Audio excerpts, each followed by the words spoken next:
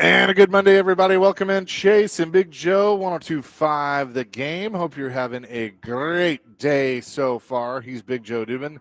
I'm Chase McCabe, Dr. Crane, Nick Frazier on the ones and twos back at the studio.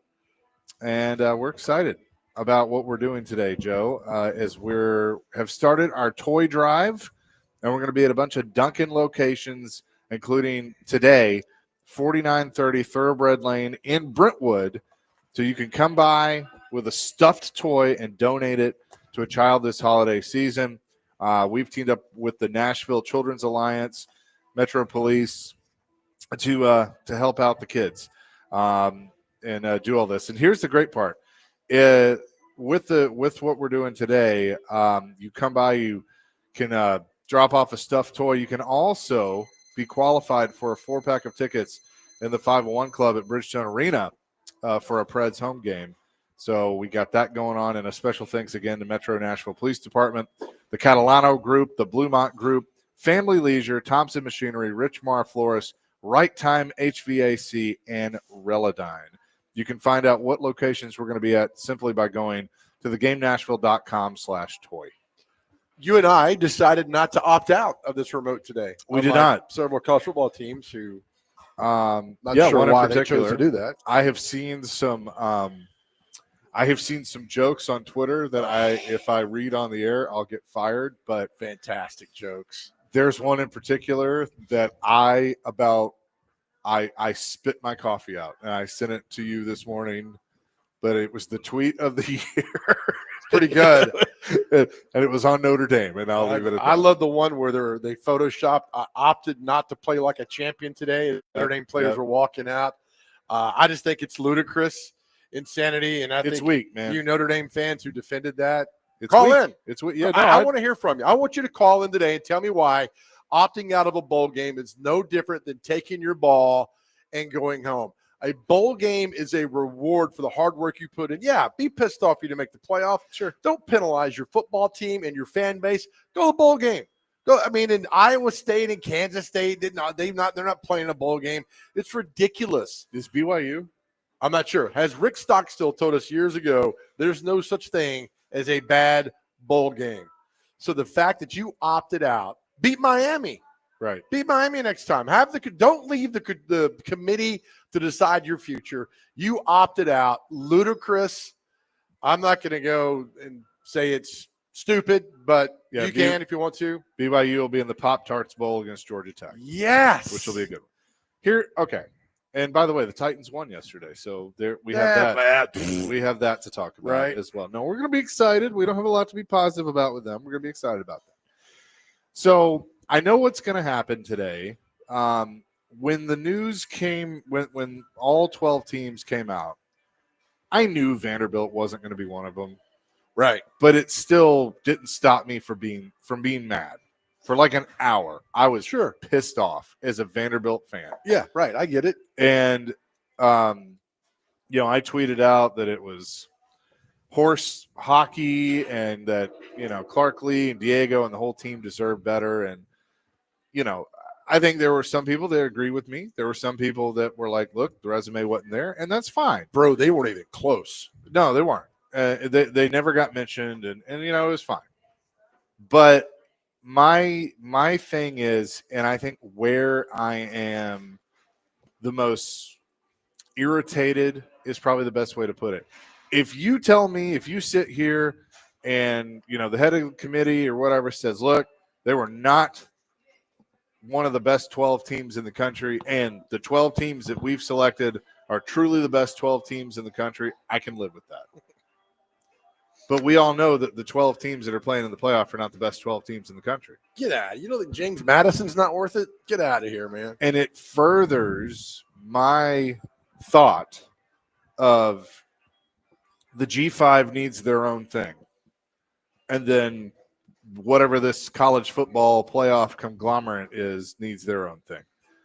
It's nice, but you look at the matchups that we're going to be looking forward to here in the next few weeks with the college football playoff. And I'm pulling up the bracket here because they make that so hard to find. But like Oregon's going to play James Madison. Yes. Is that They're right? already a 24-point underdog. Is that right? Oregon's Like going to that? win by at least 30. Yep. Good. And then Tulane's going to play Ole Miss. Ole Miss is probably going to win that. Now, look, I mean, there are going to be people that are going to call for the upset because Lane's not coaching and all that. Ole Miss is going to win that game by at least 3 touchdowns. It'll be close. It'll be 3 touchdowns. I think Tulane's a very good football team. They'll win. So you think it'll be closer? Yeah, because Summerall's staying there. I think it'll be. But I think James Madison going to Oregon's a nightmare. My point is, like, if you put Notre Dame or you put Vanderbilt in one of those spots, you might get a more competitive game. You might not. I don't know. Well, Vandy Ole Miss would have been great. Vandy Oregon would have been fantastic. Those games have been fantastic. But you knew going in what was going to happen, the chaos that was coming off of that. And that's the way it ended up. I mean, Duke beating Virginia, which was I knew that was going to happen. Right? So that happens. And then, you put 2 group of 5 schools in there. And look, the committee right now is praying that Tulane and James Madison win. Then they could say, told you so. Right. But we know that's not going to happen at all. And then you're left with that. But interesting thing here. Argument with a guy at the gym today who said Alabama should not have gotten in because they got beat so bad in the conference championship. Then I said, going forward, if I'm a team in that position, I don't play the conference championship. Yep. If you're going to penalize me for getting beat in the conference championship and I'm on the bubble, but if I'm in when I don't go play the game, then I'm not playing the game. So here's what I'm opting out of a conference championship. Here's what I would do. Effective immediately. All right. So let's say they call and they say, Chase, you are in charge of college football effective immediately. I go, great. We're going to go to a 16-team college football playoff with the Power Four. Okay. The Power Four, right? Conference championship games are no longer a thing. They are null, void. Don't ever bring them up again. Sorry, but they're gone. What we're going to do is group of 5, you're going to have a 16-team playoff as well. Congratulations. There will be a group of 5 champion. There will be a Power 4 champion, whatever you want to call it. 16 teams, and they are going to be the best 16 teams in the country. There are no automatic qualifiers from conferences. You can bitch and moan all you want. You ain't getting it. Right. I want the 16 best teams in group of 5 in theirs and Power 5 in theirs. And what we're going to do is we're going to crown the champions in both of them.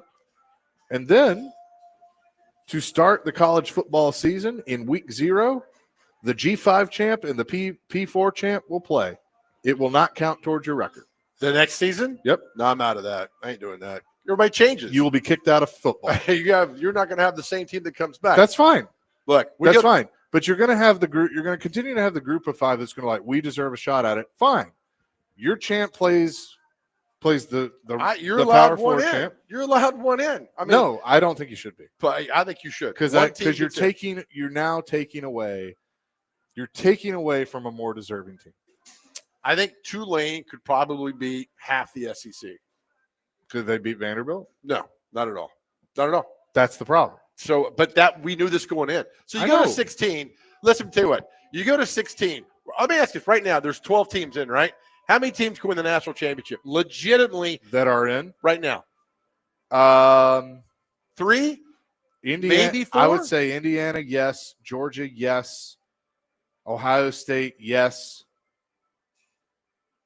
Texas Tech, I really don't know. Right. There are a lot of people that like Chris Childers loves Texas Tech. Right. I truly have no idea. So a third of the 12 could win the national. That's it. I mean, I'm with you. Alabama, Oklahoma, I would say yes. So maybe 5. All right, maybe 5. Oregon. You go to 16. How many teams can win the national championship? 5, 4, 5 to 8. Yeah. Oh, no, we ain't getting 8. You're not getting 8. 8 ain't gonna get that. It's like the NFL. But it's any given day. Like, here's the other thing. This is why I'm a little irritated that Miami got in. You're saying that, and I'm going to use Vanderbilt as an example. And look, if you disagree with me, that's fine. Call in. You're telling me that you're going to punish Vanderbilt for losing to Texas which was a borderline playoff team, and Alabama, which was a playoff team. But you're not going to give them credit for beating, and I understand how the season went for these teams, but at the time in which they played them, South Carolina was a ranked team. Yep. LSU was a ranked team. Missouri? Like Missouri was a ranked team. You're not going to give them credit for that. But then you're going to turn around and you're not going to punish Miami for losing to SMU and Louisville. Right. Yeah. So it's like it's You think Miami could win the national championship? Be honest. No. Exactly. So it depends on who you are, though. Well, the more we start expanding this, so if you go to 16, 14 through 18, you're going to bitch. You go to 24, 22 through 26 are going to complain, right? If you go to 24, maybe 4 teams win the national championship. Sure. Maybe. It's the same with the NFL. Well, I was just about to say, but we still do it. Yeah, we right. Still watch it. You still do it because if I'm running ESPN and Turner, because they both get playoff games, I'm saying the more the merrier, because you're going to watch. And you've watered down. I mean, unfortunately, how much of James Madison, Oregon, will watch? First quarter when they're at 21-0. All right, what's going on? What's going on? But I'll still watch. Yeah, watching all that.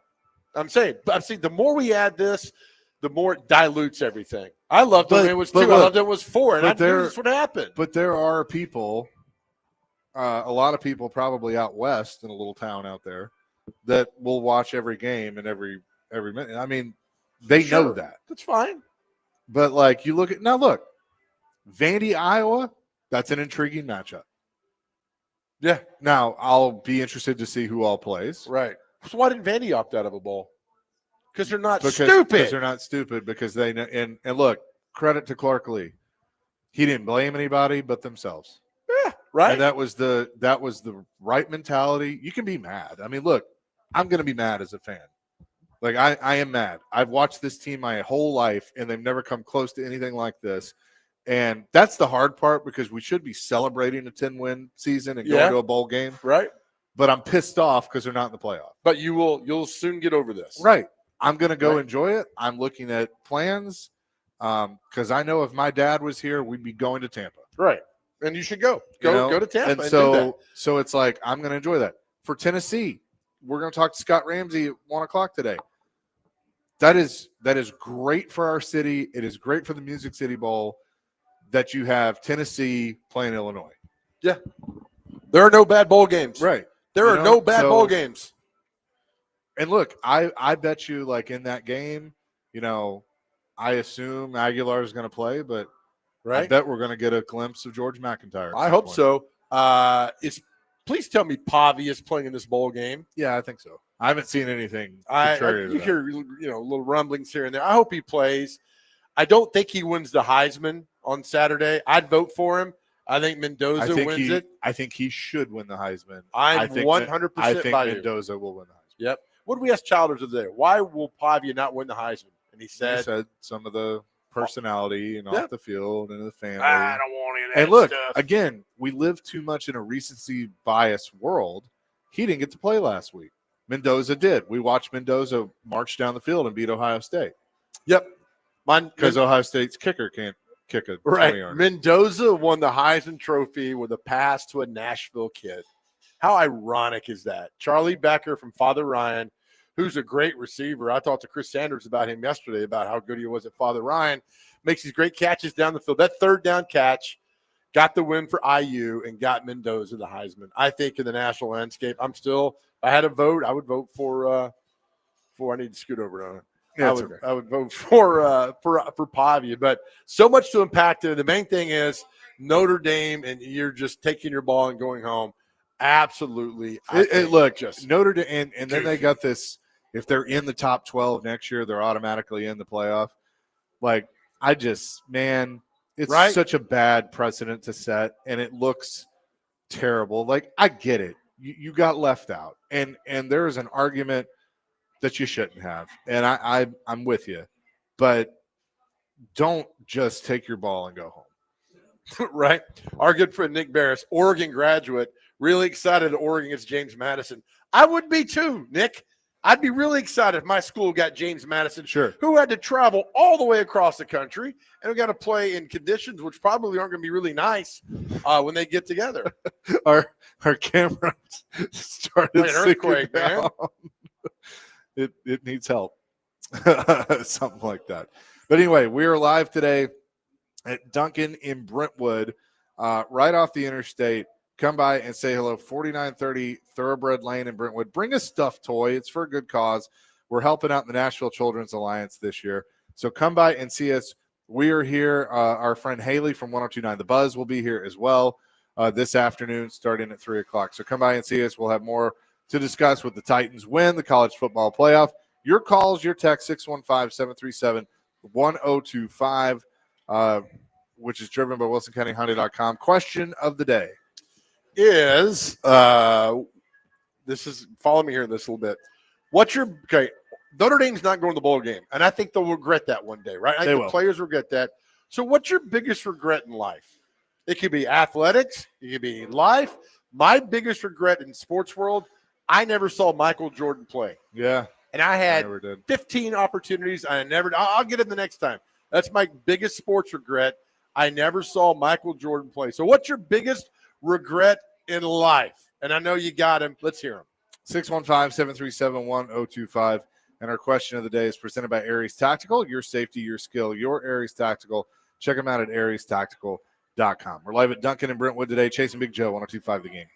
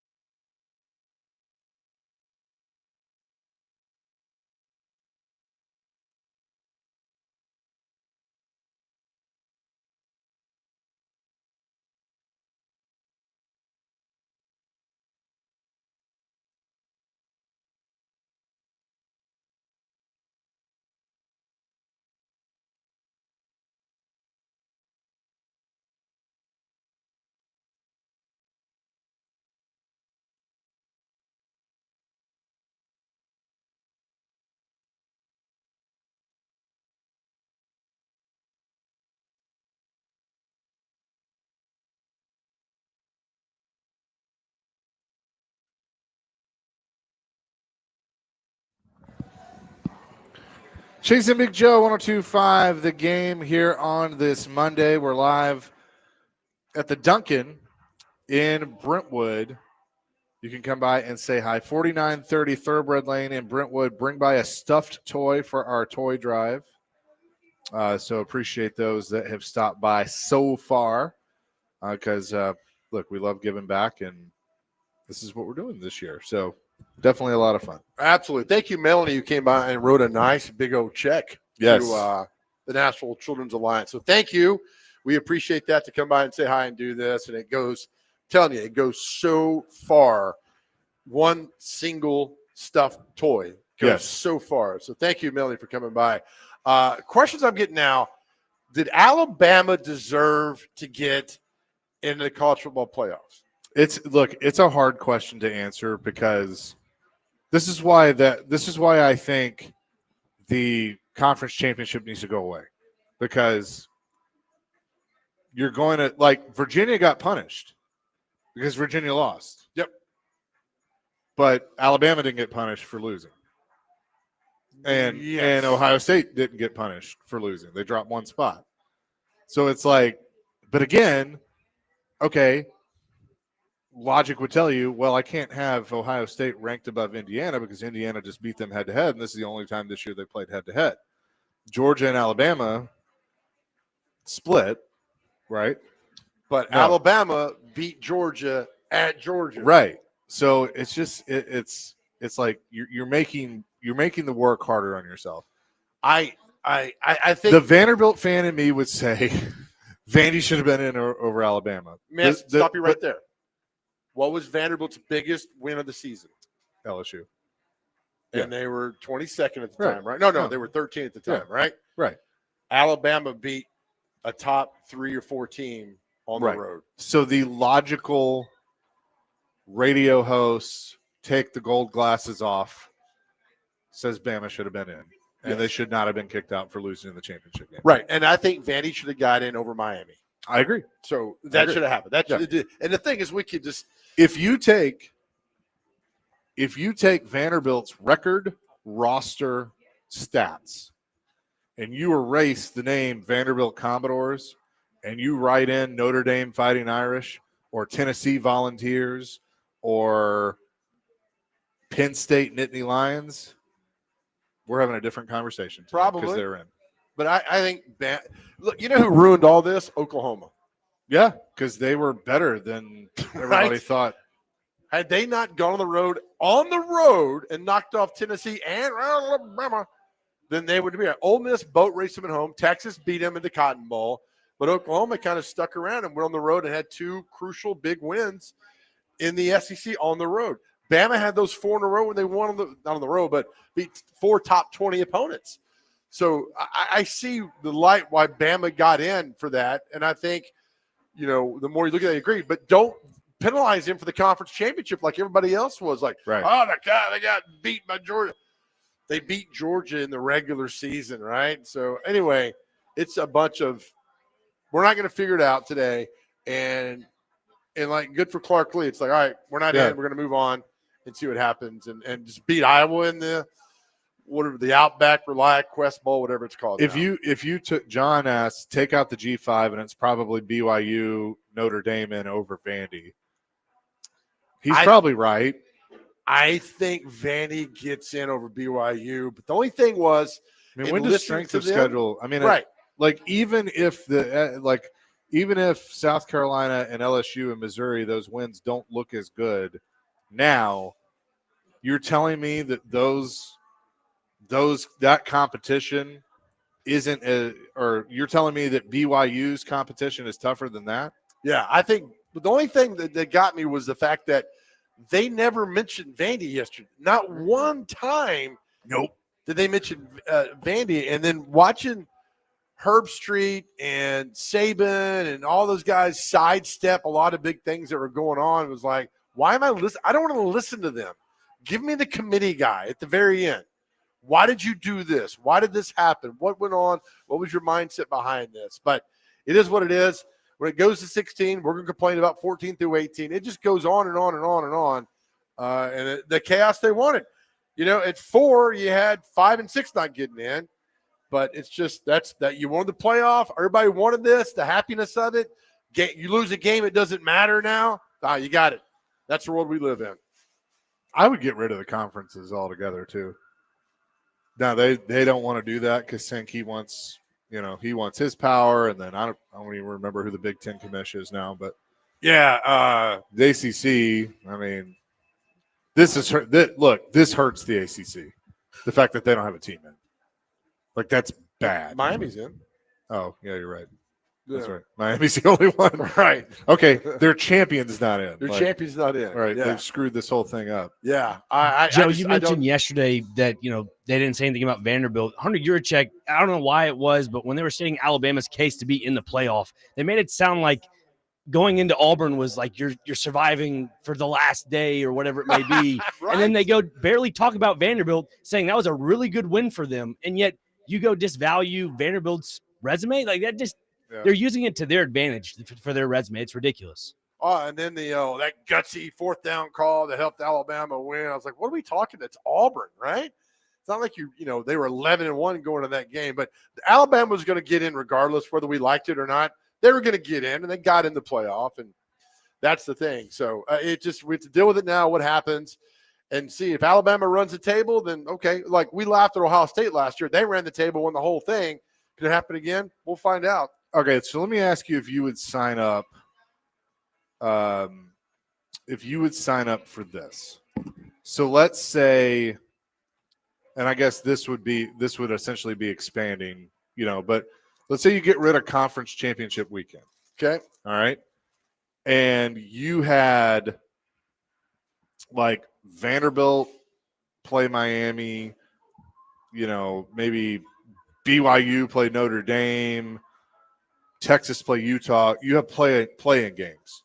And in championship weekend, you have like 4 play-in games. Okay. That you have to play the extra game, but it's the play-in game to get in. I like that. But I also because I mean when the whole stuff came out that Vandy was looking for the 13th game, I'm like, man, just have Vanderbilt play Miami. Just have them play for that spot, and it would have been great. But you set that up now, knowing that okay, instead of championship games, and look, you can. I mean, if you really want to get technical with it, and say Indiana, Ohio State was tied, for seeding, then okay, then you could have them play. But I think you just do tiebreakers. But I say you have 4 play-in games, so that's 8 teams. Right, I get that. I see, and this is where I don't disagree what you're talking about. I still think, to me, conference championship means something. You're going to tell the boys it doesn't anymore. You can tell the boys at Duke it doesn't mean anything. Well, sure. To the Georgia kids, I know, right. But then you got to look big picture. I just think winning a conference championship still means something. And then it gets bogged down in the playoff chase and all that like that. But so has Duke, it feels good today. You won the conference. So answer this when we come back. And Adam, I will get to your call in just a second, man. So hang with me through the break. Don't answer this yet. Has the college football playoff ruined college football? We'll discuss. Coming up next. We're live at Duncan in Brentwood today. You can bring a stuffed toy by at 4930 Thoroughbred Lane here in Brentwood. It's all for the Nashville Children's Alliance. Chasing Big Joe, 102.5 The Game.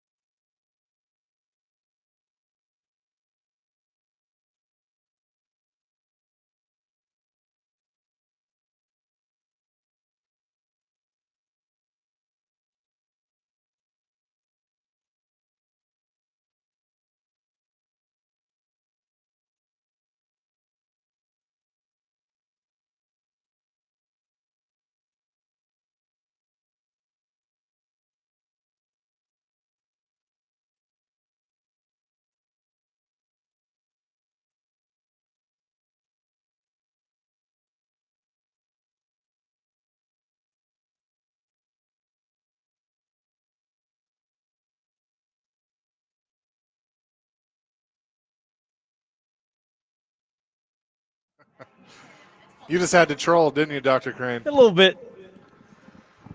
You're Catholic. You're allowed to do it. Exactly. This is Father Ryan's fight song, too. So, hey, shout out Yeah. to Becker. He's the guy that got Indiana the win. What about Becker, huh, Nick? Say it for the people in the back, baby. Dude, Proud look, alum.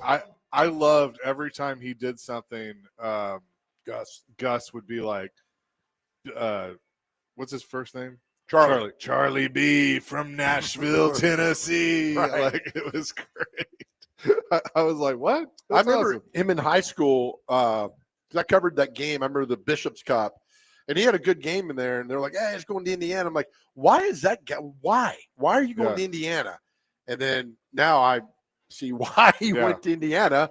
But I think he committed before Signetti was there, Nick, if I remember correctly. Yes, he did. By the way, yeah, I love Signetti. He did the post-game interview with the Fox guys, and I was like, man, I love this dude. And you could tell he was just kind of like, there were little jabs in there that I think were directed at Urban.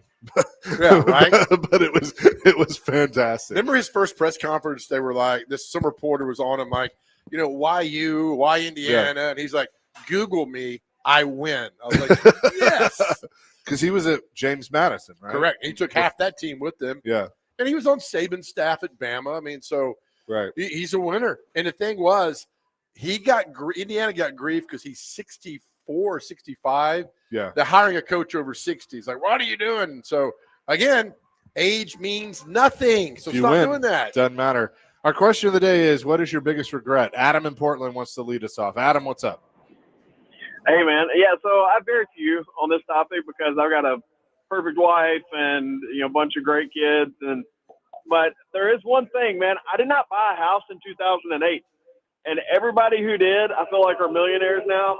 And we're like really having together when it comes to home ownership. And I bought it like the worst time ever. And so that 2008, I always hear about people who got a house in 2008, for pennies. And now it's worth so much. So not me, though. Hold on, Adam. Are you fighting a donkey? What's going on behind you here? I'm just in a vehicle. What are you talking about? I think it's on your end. No, our end's perfect, man. There you go, Adam. Thanks, brother. Appreciate you calling in, man. Chase, what's your biggest regret? I don't know, man. This you gotta have one regret. Not being a lawyer. I don't know. Is there a sporting event you went to that you should have gone that you didn't do it? I know. I'm trying to think through this. Now you went to saw the Braves win the World Series. Yeah. No regrets there. Yeah, I saw that.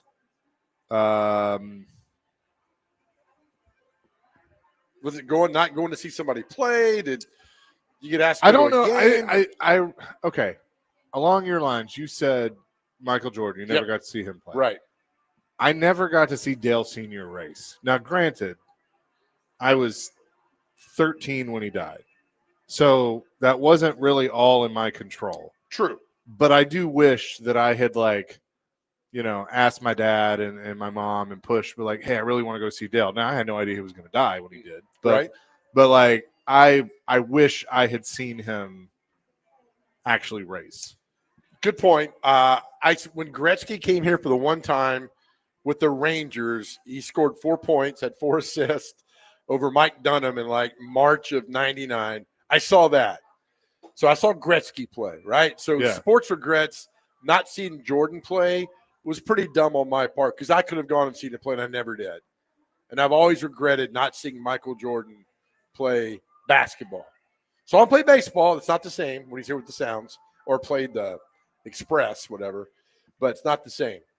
And, that's a regret I have for not doing that. I have other regrets in life, too, trips and moments and phone calls and everything else that goes on that you didn't do. But regret-wise, that's pretty big for me. 615-737-1025.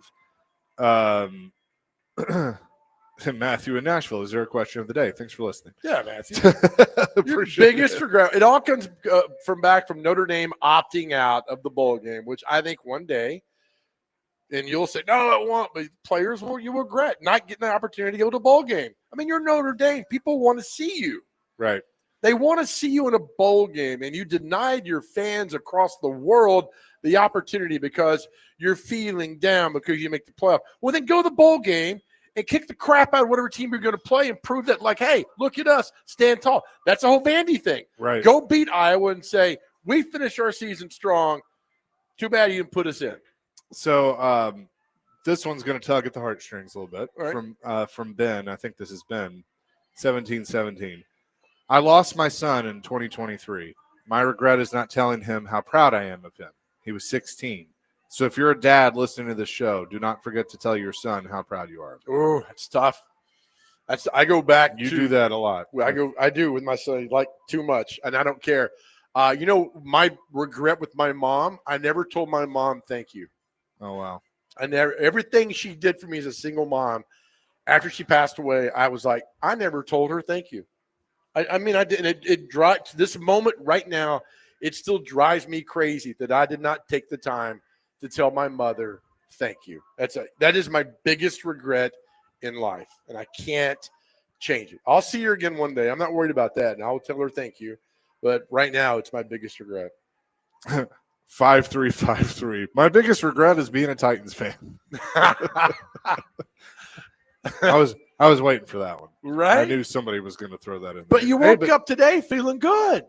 You woke up today feeling good because now look, Cam Ward, there's still some things I'm concerned with, but they didn't luck into a win yesterday. They won that game. They did. Like, they actually went up there and won that game. That's right. And we'll talk later on about football coaches and play calling. I've told you all the time, and so much you've tuned me out. Football is not difficult. No. But you coaches make it difficult. The 2-point conversion yesterday for the Browns might be one of the worst football calls of all time. And I don't understand why you coaches complicate the game. I don't understand it. And yesterday was a prime. We'll get into it later on because there was a call in the Packers-Bears game that drove me crazy at 4th and 1. Drove me crazy. It was an interception in the end zone, which ended the game let the Packers win. Don't complicate things. Let's go to Scott with his biggest regret. Scott, what's up? Yes, the biggest regret, I don't know if any of you are fans of, oh my gosh, I can't think of his name, the Apple TV, the soccer coach. Oh, Ted Lasso. Yeah. If you're Ted Lasso fans, there's a line in there about you deserve to be struck by lightning, instead of settling for someone who is nice or you like. I got struck by lightning one time, and it was too brief. There were some red flags. I walked away from it, but it's been a constant regret every day of my life ever since then. Should I have done more or looked past the red flags? It's kind of one of both ways. But Chase, I had a quick question, real quick for you on programming. Sure. The HD signal in cars. Have you listened to the station? I know you're not the station manager. I know you're the program manager, but y'all have a bad problem with the signal repeating. Chase has 13 jobs at the radio station. Yes, Scott, I know what you're referencing, and it's an engineering issue that's a little above me, but we're working. I love this station. I love the content, but at times it's unlistenable from the car. It really is. I mean, it has been over a year. I mean, I hope there's something that somebody will do to fix it because it's the only station that I have a problem with. Right. Well, Scott, stop buying fancy cars that give you HD radio. Go back. Okay, I'll go back to my '79 Corolla. Oh heck! Oh my God, I would love that car. Right? Thank you, Scott. Thank you, Scott. Appreciate it. Yeah. So, do we want to go through all your jobs at Cromwell Media? Do we have time? Director of Operations. I keep them guessing. Station man. I mean, yeah, I think I am those things. Yeah, therapist. Sometimes that's my biggest regret. Just kidding, maybe. Oh, man. 615-737-1025 is our phone and text line, driven by WilsonCountyHyundai.com. We're at 4930 Thoroughbred Lane in Brentwood. The Duncan out here, you can bring a stuffed toy by, and it is all for the Nashville Children's Alliance. It's Chase and Big Joe, 1025 The Game.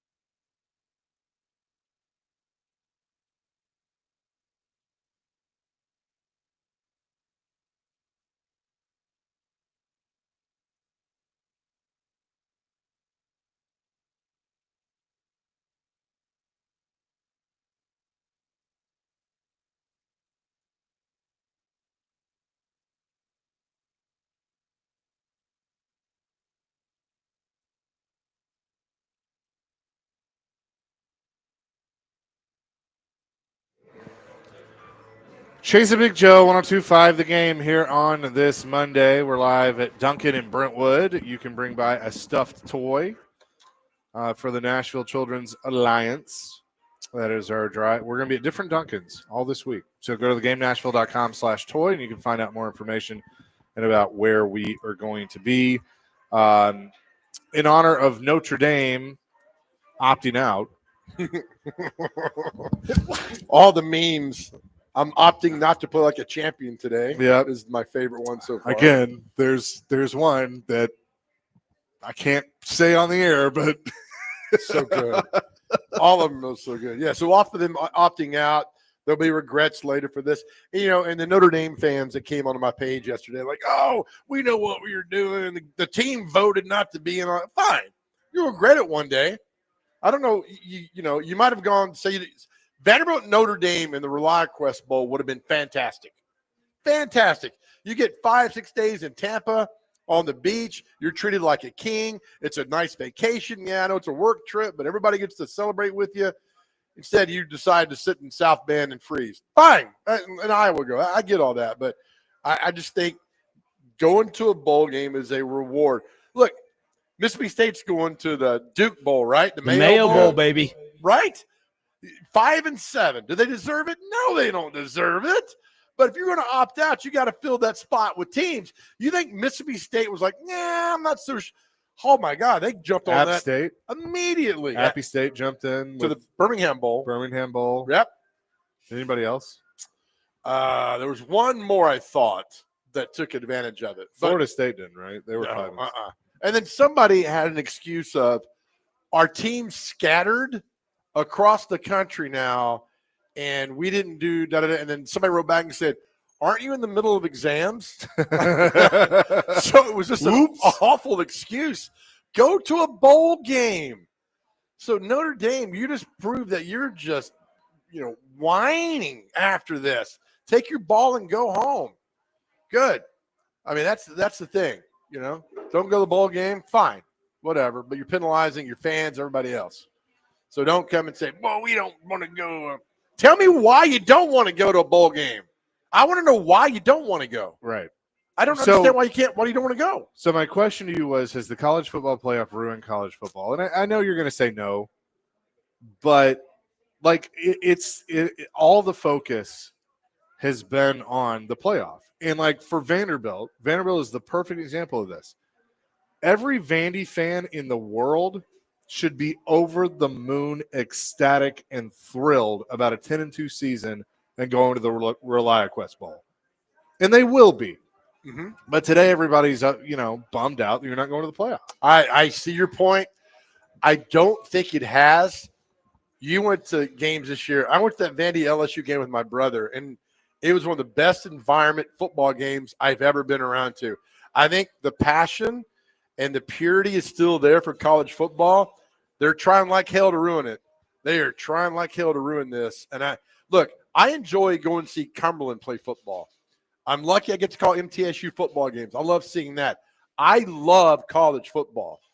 I love it. But they are trying so hard to ruin it with all this stuff. That's why I'm going to enjoy Vanderbilt in the ReliaQuest Bowl. I'm going to enjoy Tennessee here in the Music City Bowl because they accept the invitation. They're here. They know it's about the school, the team, the players, the fan base.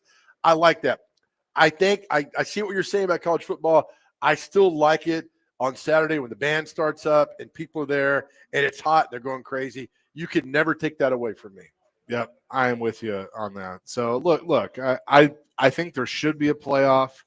I kind of go back to looking at, AP naming national champions and other entities naming national champions. Yes. And why did we do it that way? That doesn't make any sense. Right. I even think Vanderbilt has a couple they claimed, from maybe the early 1900s and 1800s. So Alabama's claimed 30 of them. Yeah, as well. Right. So it's just okay, it makes sense to have a competition to crown a champion. Yeah. Well, 1990, Colorado and Georgia Tech both won were undefeated, declared national champions. They had co-national champions. Nobody griped or yelped about that. I mean, I don't remember who finished second or third that year. But you had the AP and the UPI and the consternation you would take into the next year. 97, the last year of the regular before the BCS, Nebraska, Michigan had a co-national championship.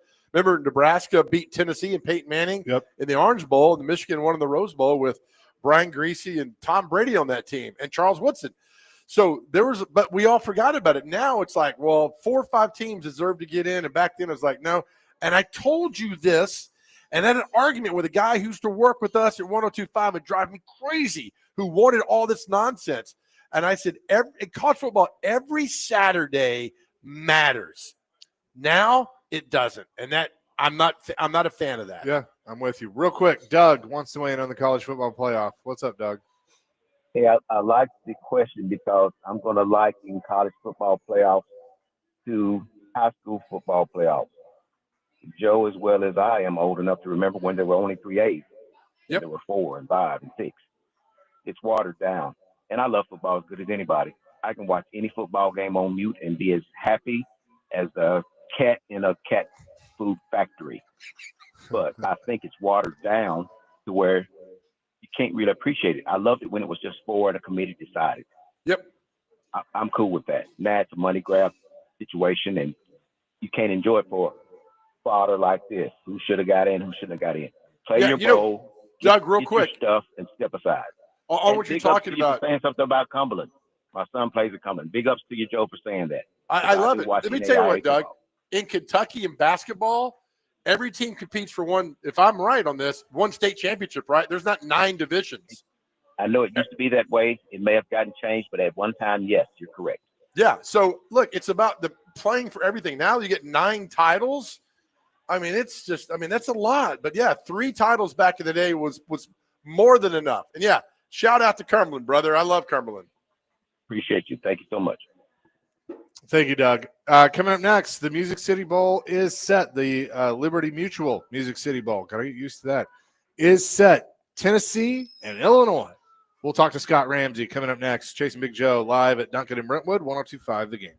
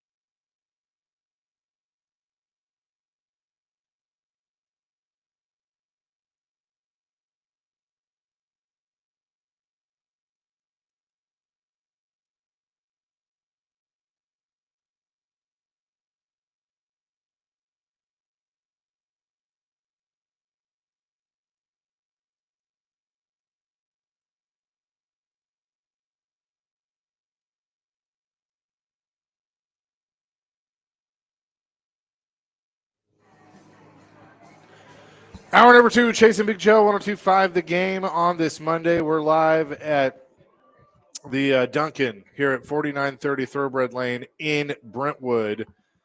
You can come by and drop off a stuffed toy for our toy drive. And we look forward to seeing you and appreciate you doing that. The Liberty Mutual Music City Bowl is coming your way December 30th at 4:30 p.m. at Nissan Stadium. And we're excited that it is going to be Illinois taking on Tennessee. And we bring in Scott Ramsey now with the Liberty Mutual Music City Bowl. Scott, congratulations. I know you got to be excited about this matchup. Yeah, we really are, Chase. Hope you guys are doing well today. Oh, yeah, absolutely. We got the word last night that the Vols were going to be coming to town, and we just clapped because we know that's good for business. Well, it is. I think, and if you put it in perspective a little bit, Chase, I think we've been very attentive to, hey, it's somewhat of a home game for them, and this is our 28th year, and this is only the 4th time they've played. But it just felt like this was a really good fit this year for them, and certainly have never played Illinois in the history of Tennessee football, and have a drivable fan base from Illinois on the Big Ten side, and to have the time slot we've got with ESPN this year on Tuesday, December 30th at 5:30 Eastern, 4:30 local. Just a great way to kind of showcase both Tennessee and Illinois this year. Talking to Scott Ramsey today. Scott, has Tennessee and Illinois ever played in football? They have never played, Joe. This will be their first meeting of all time. See, there's a storyline. And also, when Tennessee plays in Music City Bowl, there's always some sort of, not controversy, but it's a fun game. And 10, the game versus North Carolina was crazy. Yep. 16 versus Nebraska was a lot of fun. Derek Barnett broke the sack record in that game. They beat Nebraska. 21, the game versus Purdue was crazy football game. So when I saw Illinois and Tennessee, I'm like, this is going to be fun just because every time Tennessee's in this bowl game, it's chaotic and it's fun. No, you're right. The 3 previous ones have all had major milestones. You remember the 2010 game, Joe, was the one that changed the 10-second runoff rule when North Carolina kind of ran their kickoff team in there and took a offensive penalty to stop the clock and got the kickoff. So we've had a lot of dramatic activity during those 3 times since he's been here. And also I think you mentioned it, Chase, on the end. I appreciate, Liberty Mutual stepping up for the first time this year, and to have a really a Fortune 100 company invest in Nashville and in our postseason really shows you kind of where Nashville's kind of ascended to in a national destination for sports events. And certainly I know we can get into and talk a lot about the kind of the status of postseason college football, but I think we ought to be proud if we live here in Nashville to have a company like Liberty Mutual invest, and we've got 2 really blue chip programs in Illinois and Tennessee, Big Ten SEC rolling in here. Well, and you mentioned, Scott, the programs and the players and everything, but I always think it's good when you get a good coaching matchup. Obviously, Josh Heupel, well respected around here as the Tennessee coach, but Brett Bielema, I mean, he's personality. Obviously has been around the game for a long time. I mean, I think you have to be thrilled there with both coaches. Yeah, and I feel like at this point, and I know things can change, but for the most part, we're going to see the players that have played all season, at least almost all of them playing the game. So as of right now, I haven't heard, and you guys maybe I haven't yet, but of any major opt-outs. So, I think from a fan standpoint, they're going to see 2 teams that they played with all year. They're both 8-4 in the Big Ten SEC kind of clash, and I think that's exciting for what we've tried to build here in Nashville the last 28 years with the bowl game. Scott, tell me how to properly say it. The Liberty Mutual Music City Bowl, correct? You got it. All right, thank you, because I'm not very smart. How worried, Scott, when you start hearing teams opting out? I know you had your 2 fantastic teams coming here, but how worried do you get when they we're not going to go? Yeah, I disappointed, Joe. I think at least those of us have kind of grown up with the bowl system. We understand where postseason's going and the playoff expansion, and all that. But I do think when you look at and I've been able to see it from the inside, the enjoyment that especially the seniors that may go on to be lawyers and doctors and construction workers and architects and everybody else that play in their last game in a bowl game with their teammates, where they really kind of celebrated for a few days here in Nashville or any other city, has really been a great way to kind of end the college football season historically. And now to kind of see the whole shift in the whole postseason model is a little bit disheartening to some degree when you've invested a lot like we have in Nashville and our bowl game and what it's meant. I know it's not the national championship game, but, man, we're really going to celebrate Tennessee and Illinois, and especially the seniors and the guys playing their last games here, and going to make a great experience for them. And hopefully the fans will fill it up and really enjoy a high-quality college football game. You know, and they're treated so well. I mean, tell me how many players didn't enjoy the rib eating contest and the hot chicken contest. I mean, It's everything. It's more than a game, right, Scott? It's more than it's the experience, and you're taking the experience away from these kids. That's why I'm so glad the work you and Jay and everybody's done at the Sports Council to making sure this bowl game is top notch, and it's absolutely top notch because of you guys. Well, I appreciate you saying that. The staff works hard. We've got a lot of volunteers, and really over the years, I think the hospitality industry, the hotels, the folks at Gaylord Opryland that host the teams. I mean, we get a lot of kids that come in that I think they have no idea, Joe, what they're about to experience at Gaylord Opryland Hotel. Indoor water park. You can walk around. You can take a boat ride in the middle of the hotel. You've got an incredible Christmas atmosphere. So just the experience as a whole is what we've tried to do. And certainly postseason has shifted in the 28 years we've been doing this. But, hopefully Nashville will continue to have a great place in postseason college football as we look forward. Scott Ramsey is with us from the Liberty Mutual Music City Bowl coming your way on December 30th at 4:30. Obviously, this year is the focus, but I do want to ask, I mean, it is a little bittersweet. Next year will be the final edition at this version of Nissan Stadium. Yeah. I know you got some time to plan that, but how special is that going to be because of so much history at that building? Yeah, you're right, Chase. I wish we could kind of plan it. I mean, right now we're kind of all on hold on kind of really where it's going to shift. I mean, we've seen the announcement that the CFP is going to make a decision on whether they stay at 12 or expand to a bigger number in late January. Right now, this is technically the end of our current contract that we signed in 2019. So I think kind of planning our final game at Nissan Stadium is also going to go hand in glove with kind of, what our bowl game looks like and what all bowl games look like. You got some things. If the CFP expands, you've got a 9-game SEC conference schedule coming in next year. So what does postseason look like? We're certainly hopeful that we can kind of make a great celebration at Nissan Stadium, which has been just a great home for us it'd be our 29th year there. All right, Scott, I've told Chase and Mike Organ, they know how powerful you are in our city. So is there any way – no, Scott, don't laugh this off. Is there any way you can get Chase and myself to dress up as the emu on Bowl Day? Can you pull the strings for that? We'd love to hang out with the emu and be the mascot that day. Well, we may be able to get you in the tryouts, Joe, but you're going to have to work on your movement. I mean, you got to run the 100 quick. You got to be dodgy. You got to have some lateral movement to really kind of fit into that suit and kind of play that role. So while you think it's easy, I need you to kind of really kind of work on that training program between now and tryouts. Well, I just missed the cut right there. When you said fast and lateral, I'm out. I'm done. But I shot. Wait, was it? I threw my shot out there. God, I almost said the S word. I was about to say, what were you trying to say? I know where he was going, Chase. There you go. Thank you for that. Shoot or shoot. That's what you're trying to say. Yeah, there we go.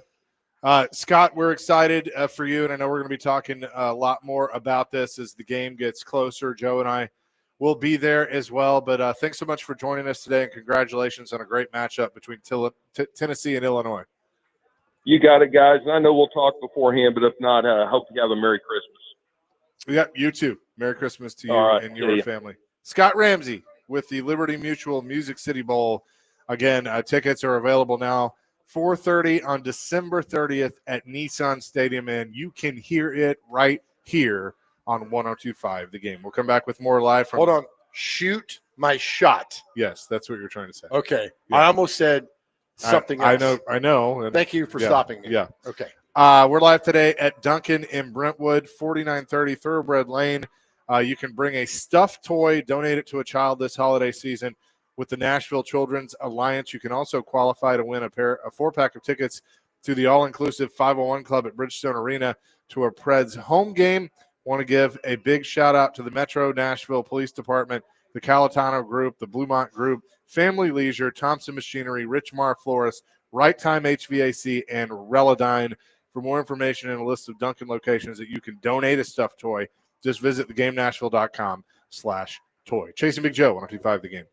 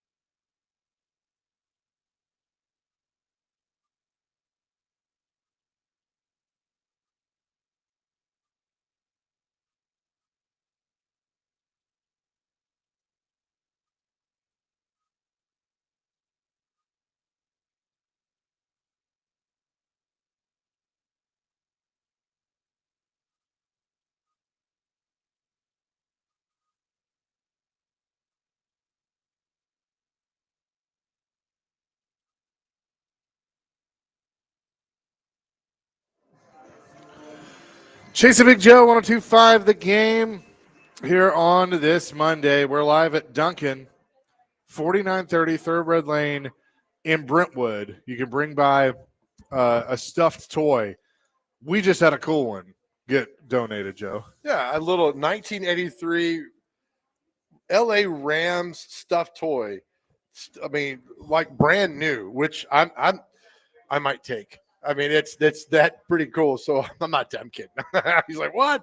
But yeah, we'll take anything. I'm telling you, one toy can make a difference. So honored to be at all these Duncan locations throughout the week.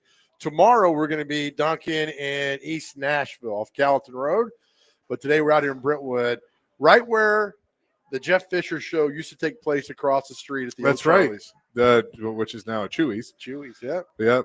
Did you ever come? Your dad ever take you out here? Yeah. See? Yeah, right. So we came. I can't remember if it was the same show or so that particular year, my dad helped cater Titans Radio, the touchdown or end zone thing they did, and we did wings, and all this stuff, and so they were like, hey, come by the Jeff Fisher show and you meet Jeff and everything, and so we come by. He's like, hey, guys, good to see you. Thanks for coming out. The wings are good. The wings are good. But I got to meet, it was like David Thornton and Drew Bennett. Oh, so that was a pretty cool show. Yeah. And obviously Jeff and everything. So I was in high school. Well done with that. Real quick shout out to, we did the high school state championships this past weekend.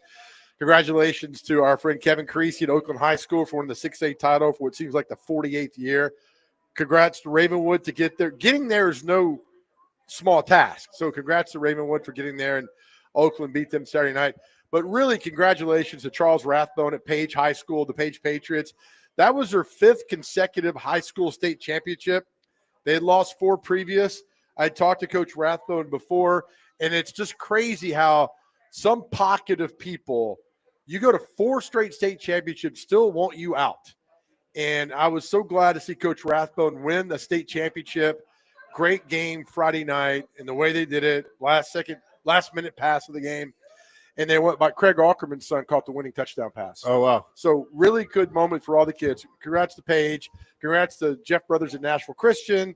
Congrats to BGA for winning their title on Thursday, yeah. So all the teams that went down there and competed. Oakland did. And Pearl Cone, I think Alcoa could beat half the NFL. You're not kidding. And they beat Pearl Cone on Saturday. Like Oakland and Alcoa are 2 of those programs that literally just reload every year. Yeah.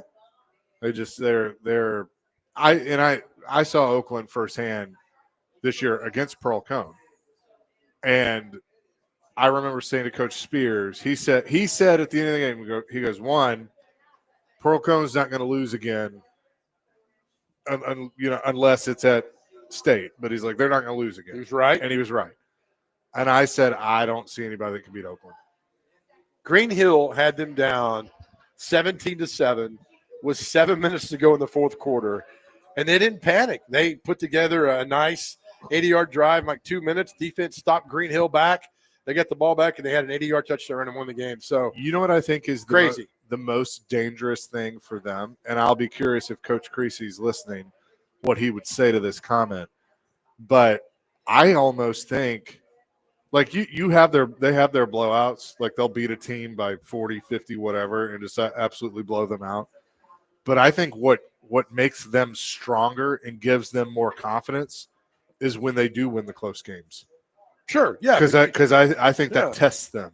Well, and when you test them, they just get better. Well, they beat Green Hill 21-17, and they beat Blackman 42-14. They beat Ravenwood 62-21. I mean, that's just how good this football team was. But anyway, congratulations to all the coaches, all the players. If you got there, you didn't win, still congratulations to you. That's a heck of a task to get there. But really happy for Charles Rathbone at Page for winning one. He's been to 5 straight, and you win one. Think how the narrative would have changed had the Bills won one. Just one. Yeah. Right. Had the Vikings won. One. Just one. Are there any other 3 times? The Bengals. Bengals have lost 3. Yeah. So you win one. The whole had the Titans won the I Super was Bowl about to say, like, look. The whole narrative changes. Everything. If the Titans had won that game in 99, I think Eddie George would be in Canton. And one more. Steve? Yep. Not doubt in my mind. And I think it would have helped Derek's cause. I think it would have – I mean, there could be some others that it might have helped their cause. Yeah, right. Lorenzo Neal, I think there's a really big argument. He would have been a Super Bowl champion. Did he not win one somewhere down the line? I think he won one in Baltimore. I don't remember. I thought he was part of something, one other. But I mean, he played for – But winning a Super Bowl changes the whole – I told you, John Gruden is Jeff Fisher, except he's got a Super Bowl championship and Jeff doesn't.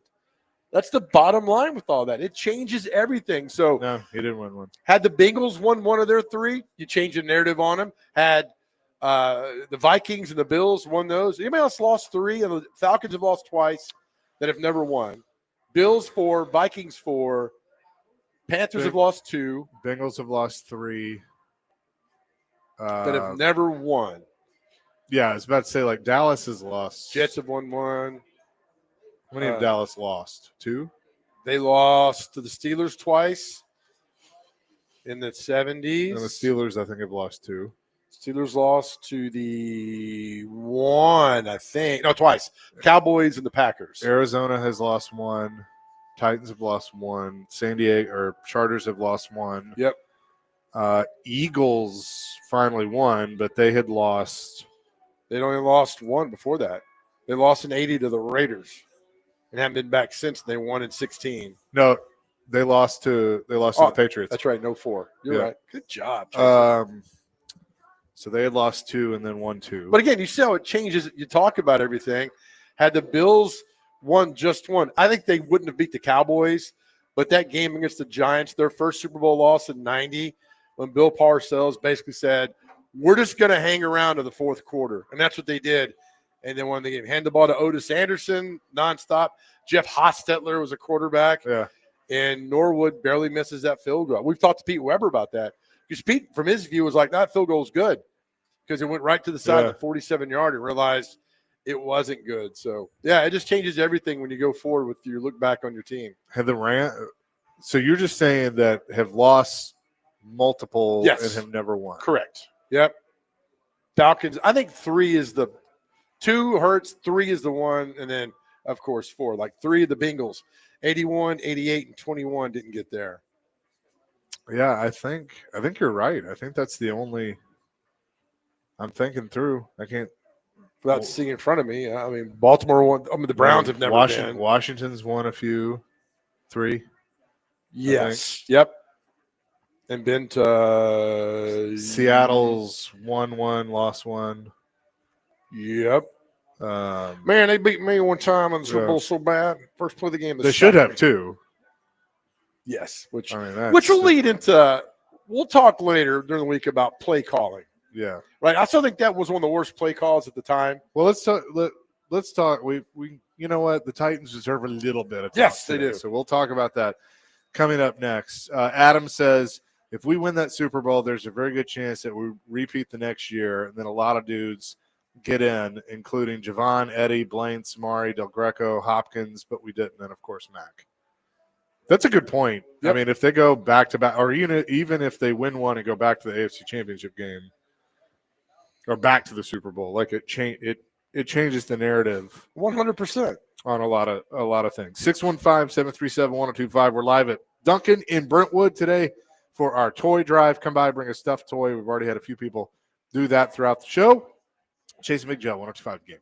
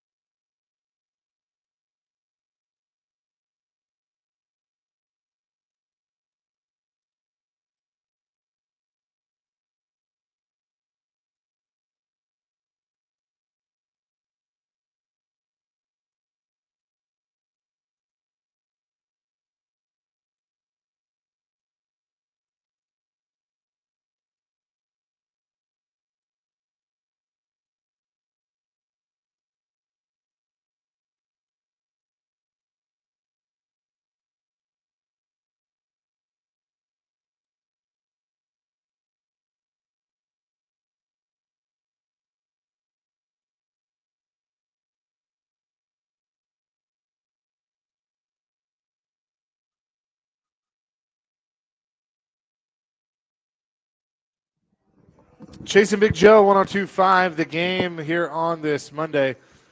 We're live at Duncan in Brentwood. You can come by and drop off a stuffed toy for our Tory Drive. The Titans get the win yesterday, which, look, I mean, I don't want to get into the whole, it messes up the draft order and everything. Right? You're Lord. still, I mean, even beating the Saints, I still think they're going to get a top 5 pick. Right. So, celebrate the win because those guys did go up there and really, really fight and won the game. Now, I was getting a little nervous there at the end, but, Kevin Stefanski and his dumb play calling, I think, helped some of that. But, special teams, they blocked a punt for the first time since 2012. Yeah, I mean, I'm not going to sit here and begrudge a win. There's no such thing as a bad win or an ugly win. It's a win, and so they got to win. Good job for the Titans. Going the round. I mean, it's hard to win in the National Football League. Yeah, and they went up there and got the job on the done. road, especially. I'm still not sure what Cam Ward. 13 games in, I'm still not sure about Cam Ward overall and his progression of a quarterback. But again, it's a bad football team that is doing the best they can to win games, and they won the game yesterday. And Tony Pollard with a nice game. The defense stepped up, but Kevin Stefanski, that 2-point call yesterday, I'm not one of these, you got to fire him, but why would you call that? Just a terrible – was Judkins supposed to ladle the ball back? I guess. I read something like that. He was supposed to do that, but why would you take your hot quarterback out? I wouldn't – that was where I was going to go. Like, why would you take your quarterback off the field when he's played well? I'm going to say this too, and this is a discussion for another day. I know he's not perfect, and there's obviously still things he needs to work on. But head-to-head yesterday, watching him versus Cam, I was like, oh, boy. Yeah, you right. know what I'm Do talking. We need to have this conversation. I was just like, too late now. I was like, oh boy. I think Shador's got a hell of an arm. Look, I told you, we watched him in college. That one Colorado game when they played, I forget who they played against. My God, was it Nebraska? I don't remember what it was. He got beat on every pass. Shador, and he stood there and he delivered. And you get all lost. Well, he's Dion, he's brash, and all that stuff. I think he's a good quarterback. And I think if they go back to Gabriel or Deshaun Watson, they're dumb. Just keep him in there, let him do it. I had no problem with him yesterday. That's why they took him out. I was like, what are we doing here? Why is it happening? But I thought the Titans had the best troll job all year long. Did you see it? No. When Judkins fumbled and Cedric Gray picked it up, the fumble, and he got tackled, they ran to the end zone to celebrate. They all did the celebration with the watch that Shador does. It was brilliant. It was simple, and it was great right in their face. Cedric Gray might be Rand Carthon's bright spot. Yeah, it's pretty good, right? The blue dot guy or the green dot? Pretty good. He's gotten better. Yep. He had a bad year last year. Just a lot of injuries, things that are going on. But he's number 33 is not bad. Always around the football. So they got to win. Congratulations. And I'm not going to get on here and say, well, they got to do this. They won the game. They won the game on the road. Good for them. Justin Greenbrier says, I know yesterday was a good game for the Titans, but it drives me absolutely crazy when a coach goes out and just tries not to lose and just run the ball and punt it back. Mike McCoy's in a tough spot, but he is not helping his own case with the dog mess game management. Right. I mean, look, he's not getting the job. Right. So imagine working at a place for the next 30 days that you know you're not going to be retained. Right. Right? So it's not fun. It's not a fun world. What do the Titans do if the game against the Saints is for the first pick in the draft? Wouldn't it be crazy to watch with neither team wanting to really win? You know what they do, Randy? That's from Randy. They go out there and try and win the game. Right. Because if they go out there and try and lose the game, then not only am I firing the coaching staff immediately, I'm cutting every player on the team. Yep. Because that's not why you do this. Exactly right. As Herm Edwards once famously said, you play to win the game. And all we have to do is ask the guy that comes on after us. Yeah. You ever been in a locker room that told you not to win? He starts laughing. He's like, no locker room's ever been told not to win. Right. Now, that idiot Dolphins owner told Brian Flores to tank, and Flores was like, I'm not doing that. And he got mad at him. Nobody, if you want to lose, you're a loser. Right. You're an absolute loser. If you want your team to lose, you are a loser. No athlete wants to lose. So stop this. Whether you pick first, 4th, 19th, or 27th, stop. By the way, the memes continue with Notre Dame. Oh, no. What's the latest one? There's one that's a screenshot of a text message, and it's from manager. And the manager says, "Where are you?"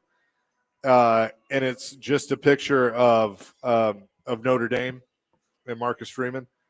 And the manager goes, "What does that mean?" And the guy responds with, "It means I'm declining to show up." All right. I liked also the one from Rudy where they're all laying the jersey out. And it's the Notre Dame players opting out. They're all like for the movie, they're like laying their jersey down. I'm telling you, the internet is undefeated when it comes to things like this. So many great memes that are going on. But my favorite one is the guy tapping the sign. It says, "I've decided to opt out of playing like a champion today." My favorite one is the one I can't read. Read it. Just me and Dr. Crane and a few people around. Let's go back to the phones. Reno wants to weigh in on the playoff. Reno, what's up? What's up, fellas? Hey, do they ever look at rank of schedule? When I looked at it, you see Miami and Notre Dame at 42 and 33 at 10 and 2. Why are they even consider it when you have Vanderbilt 10 and 2 that had an 18th ranked schedule compared to theirs? It's a good question. I think Fabius would win the Heisman. His numbers prove it by far. It's not even close. And so Sanders is going to get screwed twice because he's not going to win it, and they got bumped out of the playoffs. And I just think it's ridiculous. Preach on. Yeah, you're exactly right, Reno. Thank you for that. I just think, I still think Pavia is the best Heisman Trophy candidate in the country, and he will not win on Saturday. He'll come in second. I hate it. I really hate it. Scott in Franklin wants to weigh in on the Titans and the bowl system. What's up, Scott? Hey, guys. How are you? Good. Good. So this is sort of a twofold question. I'll try to be brief. I'm a Georgia Southern alum, and I'm going to ask about two things regarding that. One, they made a blip on the national radar last night because, as Brett McMurphy reported, they were like one of the final bowl recipients at the Birmingham Bowl, trying to find somebody to play them. The 6 and 6 teams, I think, had been spoken for. So 7, 5, and 7 Power 4 teams said thanks but no thanks. FSU, Central Florida, Auburn, and then they finally are having to play App State, which is a rematch, which is crazy. So A, is the bowl system just kind of dead for all intents and purposes? And then my second question about Georgia Southern is, how do you feel that Darrell Baker Jr. is doing this year? I know he's never going to be a L'Jarius Sneed as far as elite talent, but I think he's holding the fort down pretty well, and he's been thrown some dimes that he just can't really cover any better. So just if you could answer the college thing and the pro thing, sorry for the long question, but I'll hang up if you want me to hang up. All right. Thank you, Scott. I look, the bowl system's still fun. It certainly doesn't have the oomph like it used to because of the playoff. And that's unfortunate for a team like a Georgia Southern or, a bowl like the Music City Bowl, which, we just had Scott Ramsey on who said that, I don't know what the future looks like. I think a lot of people that run bowls and host bowls and have for a long time don't really know the answer to that question. I still think they're important. It gives your players something to play for. And here's the hard part with college football. And I don't know if you've ever looked at it like this. In the NFL, 32 teams start the year thinking they can win the Super Bowl. Yep. Now, some are more realistic than others. At the beginning of college football season, they're all going to tell you that their goal is to win a national championship. But how many D1 programs are there? Like 136, I think. Okay, so probably 120 don't have a chance. Easily. And they know that. Easily, yeah. And so it's like the bowl game is that carrot that you can dangle. Like, I'm not going to say a particular program, but there are some programs where it's like, I love you, but when you kick the ball off to start the season, you're not winning a national championship. Yeah, right. And as far as teams I don't understand opting out. Iowa State got a new coach, Kansas State got a new coach, and I guess there's logistic problems there. And guys that have entered the portal, they declare they're going to go. I understand that. What was it last year? Marshall couldn't do it because so many guys had declared for the portal and they weren't going to get in. But good for the Big 12 for finding Kansas State and Iowa State for not getting in there. If Iowa State, you're mad your coach left, be proud you had a coach that somebody else wanted. I know Kansas State, their coach retired. They got a new guy coming in there. But I don't get it why you want to sit out a bowl game. It's reward. Now, if you're 5, think you deserve it. So 5-7, like Mississippi State going to the Duke's Mayo Bowl, they didn't deserve it, but it's not their fault because the way the landscape is laid out now, somebody's got to play in that game, and so they're going at 5-7. Maybe 5-7 is the new 6-6. Maybe that's what it is now. I don't know. I just don't understand why you don't want to go to a bowl game. When Scott Ramsey talked earlier about, coming here, stay at the Gaylord Music City or the Gaylord Opryland Hotel, the water park, the fun, the events, everything that goes on, the swag bag, all the things you get. I don't understand why you're not playing in the bowl game. So good for Appy State, good for Georgia Southern. His other question was about Darrell Baker Jr. for the Titans. Look, Darrell Baker Jr. is a great story, undrafted, bounced around a few teams in the National Football League. He lands here at Tennessee. He's doing not bad, right? He was with Arizona, with the Colts. Give him the opportunity. We talked all the time with Chris Sanders about this. Now, these 7-8 games during the season when they're eliminated, put your stuff on a resume tape. Go out there and play. Show you want to belong. Chris Sanders had a good thing yesterday about Mike Borgonzi looking at players. What's your body language, right? Yeah. How are you doing in practice? Can you help us do anything when going forward? There's a lot at stake here. So Darrell Baker Jr., I love the story. I love undrafted guys in the National Football League. I love it when Drew Bennett made the team here. I love Reed Blankenship from MTSU on the Eagles. You're a walk-on in the NFL.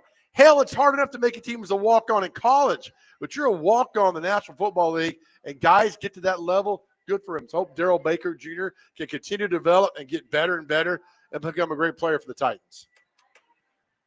615-737-1025. Coming up next, we're going to tell you more about what we're doing with the Nashville Children's Alliance here all this week. Meredith Luckett, who is the Director of Development from the Nashville Children's Alliance, is going to join us. Coming up next, live at Duncan in Brentwood, Chasing Big Joe, 102.5 The Game.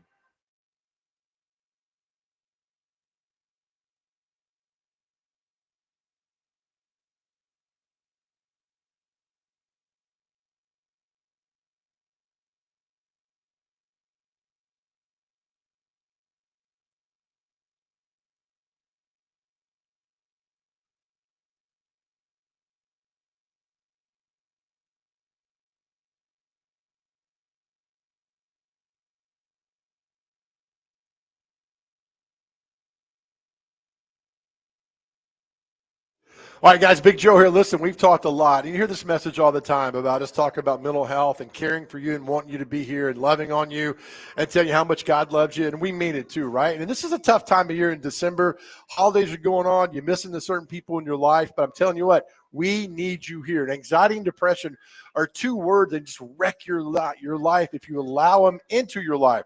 That's why we're going to talk about this. We'll talk all the time. And how about you need to reach out and talk to somebody?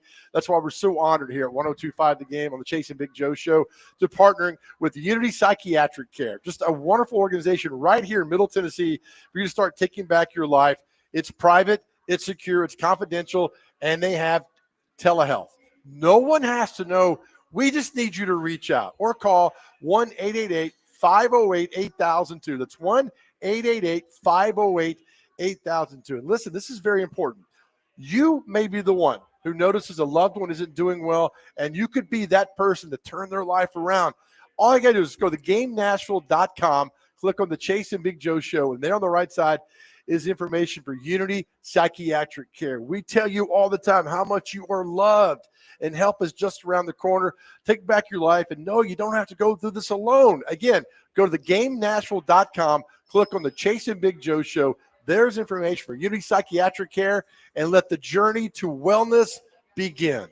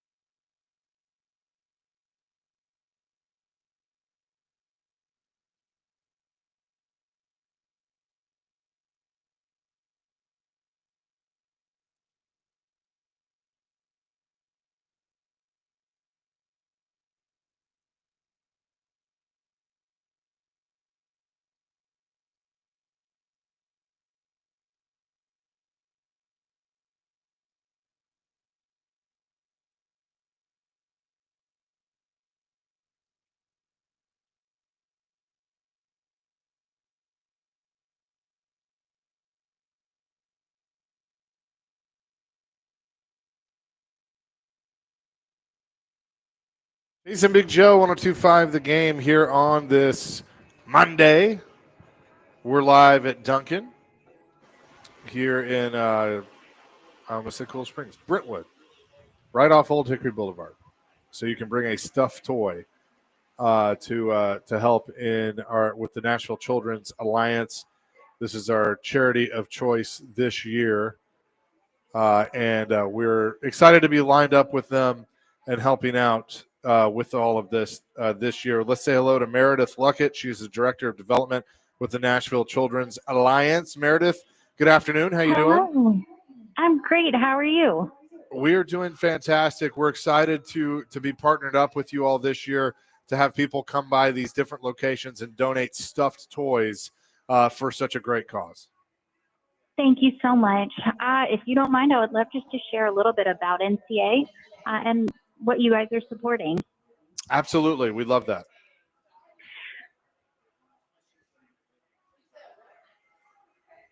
Yeah, go ahead.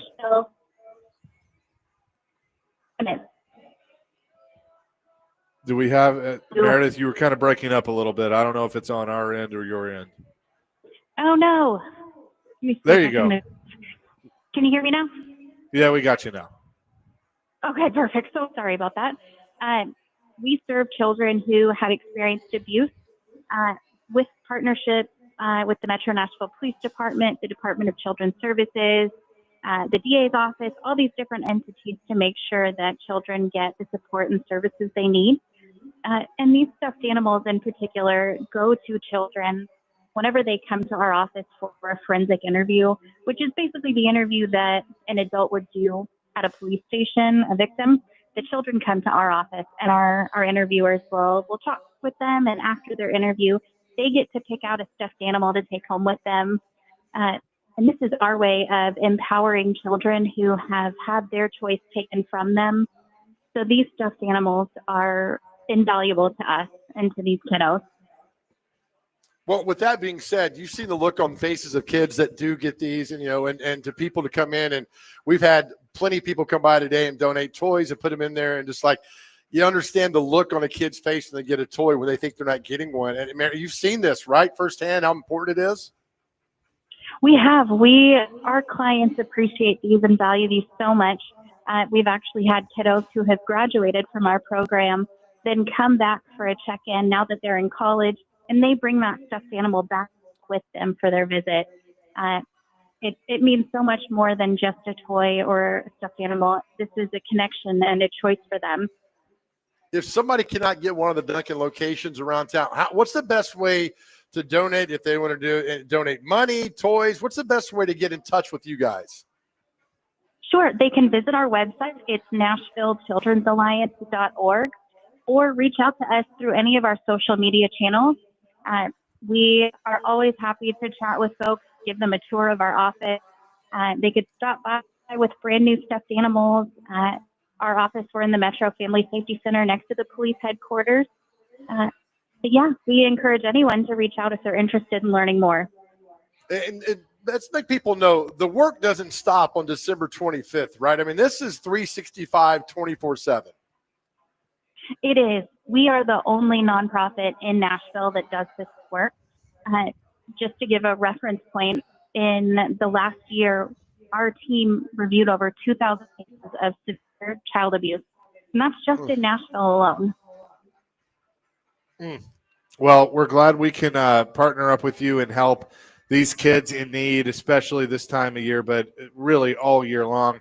Meredith, thanks so much for joining us, and we look forward to getting the word out all this week. Thank you so much. This is a privilege for us. We're really grateful.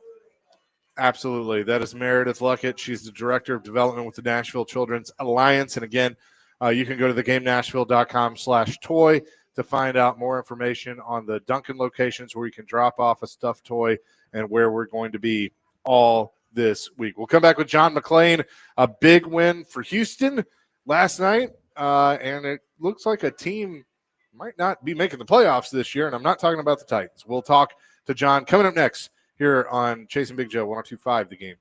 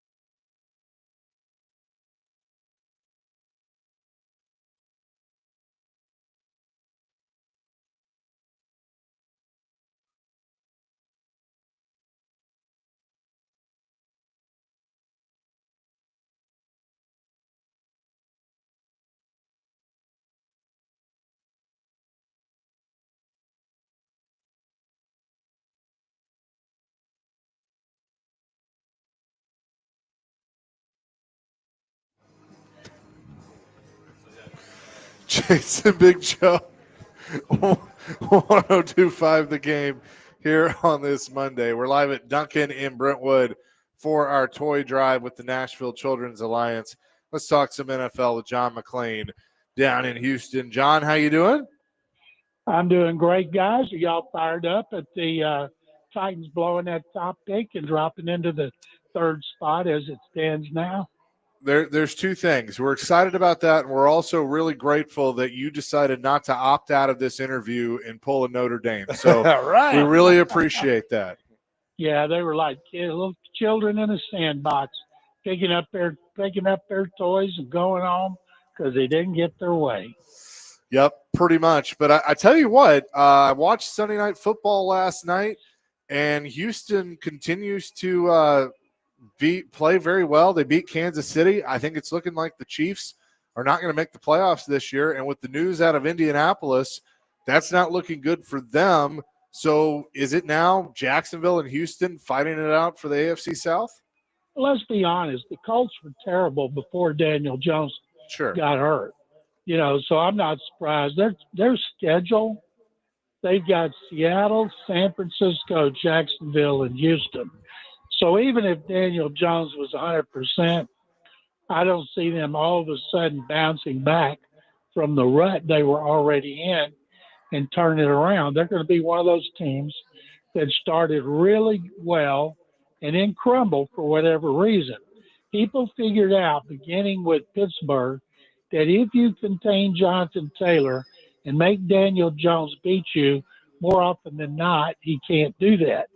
So it's Jacksonville and Houston. And right now, Jacksonville and Houston both have one more difficult game. The Jaguars have a one-game lead. They host the Jets, go to Denver, go to Indy, host the Titans. So they should win 3 of the 4, lose to the Broncos.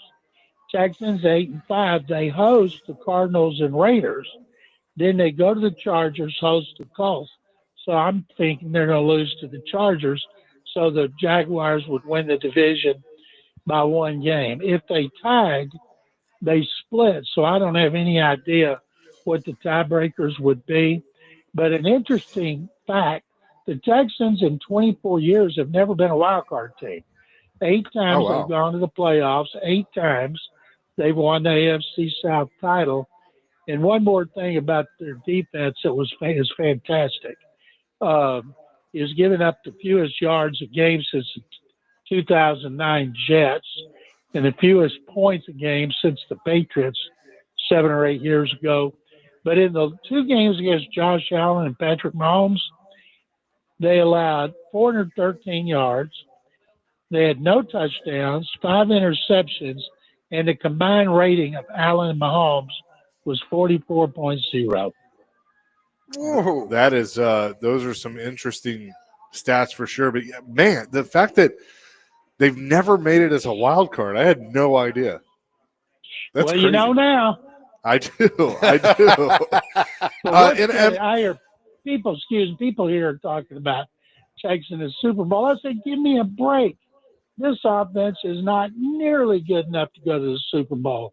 Look what the offense just tries to survive and not do anything stupid that's going to hurt the defense and be as not really conservative. But you saw in the third quarter when they had -3 yards, if it wasn't for the defense stopping Andy Reid on 4th and 1 2 different times, Chiefs might have won that game. But this offense is just so inconsistent. When you look at, and maybe the Broncos and Patriots are in their own kind of world, but when you look at the current AFC playoff teams compared to the current NFC playoff teams, I see a disparity. Like I think the NFC is much stronger this year than the AFC. Do you see the same thing? I do. I still think the Rams are the best team. I watched the Packers beat the Bears yesterday. They finished at Soldier Field, and there's nobody from the South, of course, who's going to do anything in the playoffs. And the East, the Eagles are just so inconsistent. And I know this, I wouldn't want to play Detroit at home. I wouldn't want to have to go to Detroit in the playoffs because the Lions experience their talent.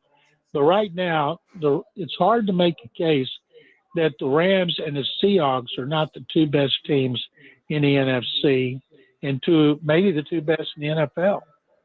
Absolutely. John McClain's with us on the Chasing Big Joe show.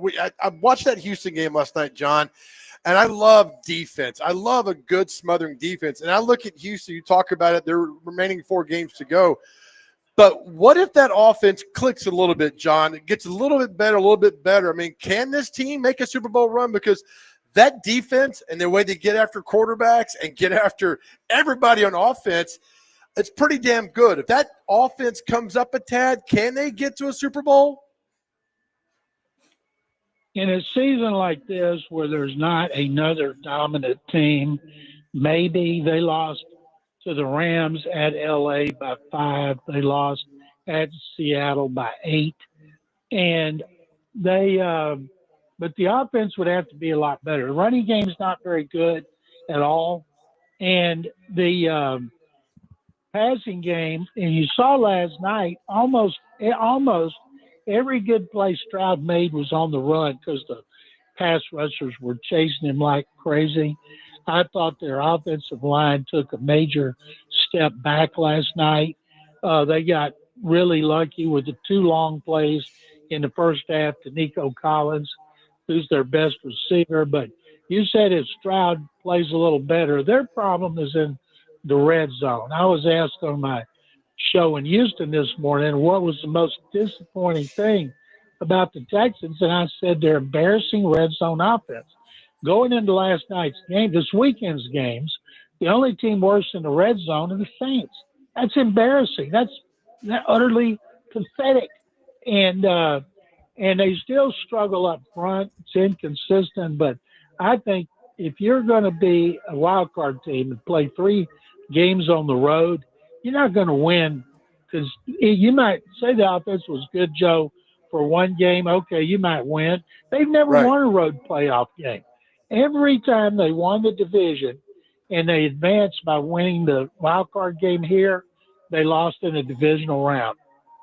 Oh, man. John, this is not a football question per se, but I had a friend last night that went to the game in Arrowhead. He told me there's between 15 to 20,000 empty seats last night in Kansas City.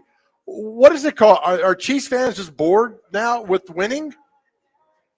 I think you heard them booing early on. I think some of it was the officials, but some of it was the offense, and because they just couldn't get anything going. That's the fewest points Patrick Mahomes has ever scored, and it's also the first time he'd been shut out in the first half of the game since he was a rookie in 2017, even though he only started 1 game as a rookie. So people, I think, understood it's a dynasty that's dying.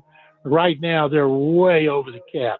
The only team's going to be more over the cap is Dallas. So both of those teams are going to have to make some really tough decisions on veteran players by the time the new league year starts in March. And I thought this, Joe, they showed a shot from up high, the blimp, I guess, in the 4th quarter, and the stadium was almost empty. And I thought, this is still a close game. And it never dawned on me there were that many empty seats to begin with. I have not seen the sea of red when it wasn't full since the year before Marty Schottenheimer got there in 1990. Right. Yeah, that's crazy last night watching 89. Wow, that's a really good point. John, I mean, this could be a silly question, but I'm going to ask it anyway. With C.J. Stroud now in year 3, when you look at the all-time starting quarterbacks for Houston, where does he rank? Obviously, I guess Schaub's in there, David Carr, Deshaun Watson, but where would you put Stroud at this point in his career with the all-time starters with Houston? Well, first of all, David Carr would not be in there. And first would be Watson. Watson had games his first couple of years in 17 before he blew out his knee in 18. And he was great in 2020. He had 3.5 what I call great years. Stroud had 1 great year as a rookie. Now, they made sure that Deshaun Watson had a much better offensive line. And when Matt Schaub was here, Matt had Andre Johnson as receiver, Arian Foster running back. Foster's the best running back in team history. One year, he had an offensive line that missed a combined one game. One guard missed one game. So Schaub did really well too, but I would have to put Stroud, based on his experience, I'd have to put him third. Based on his performance, I'd have to put him second behind Watson. Okay, that's what I thought you would say. But that's pretty much on track. We'll have more with John McClain coming up next here on the Chasing Big Joe Show, 102.5 The Game.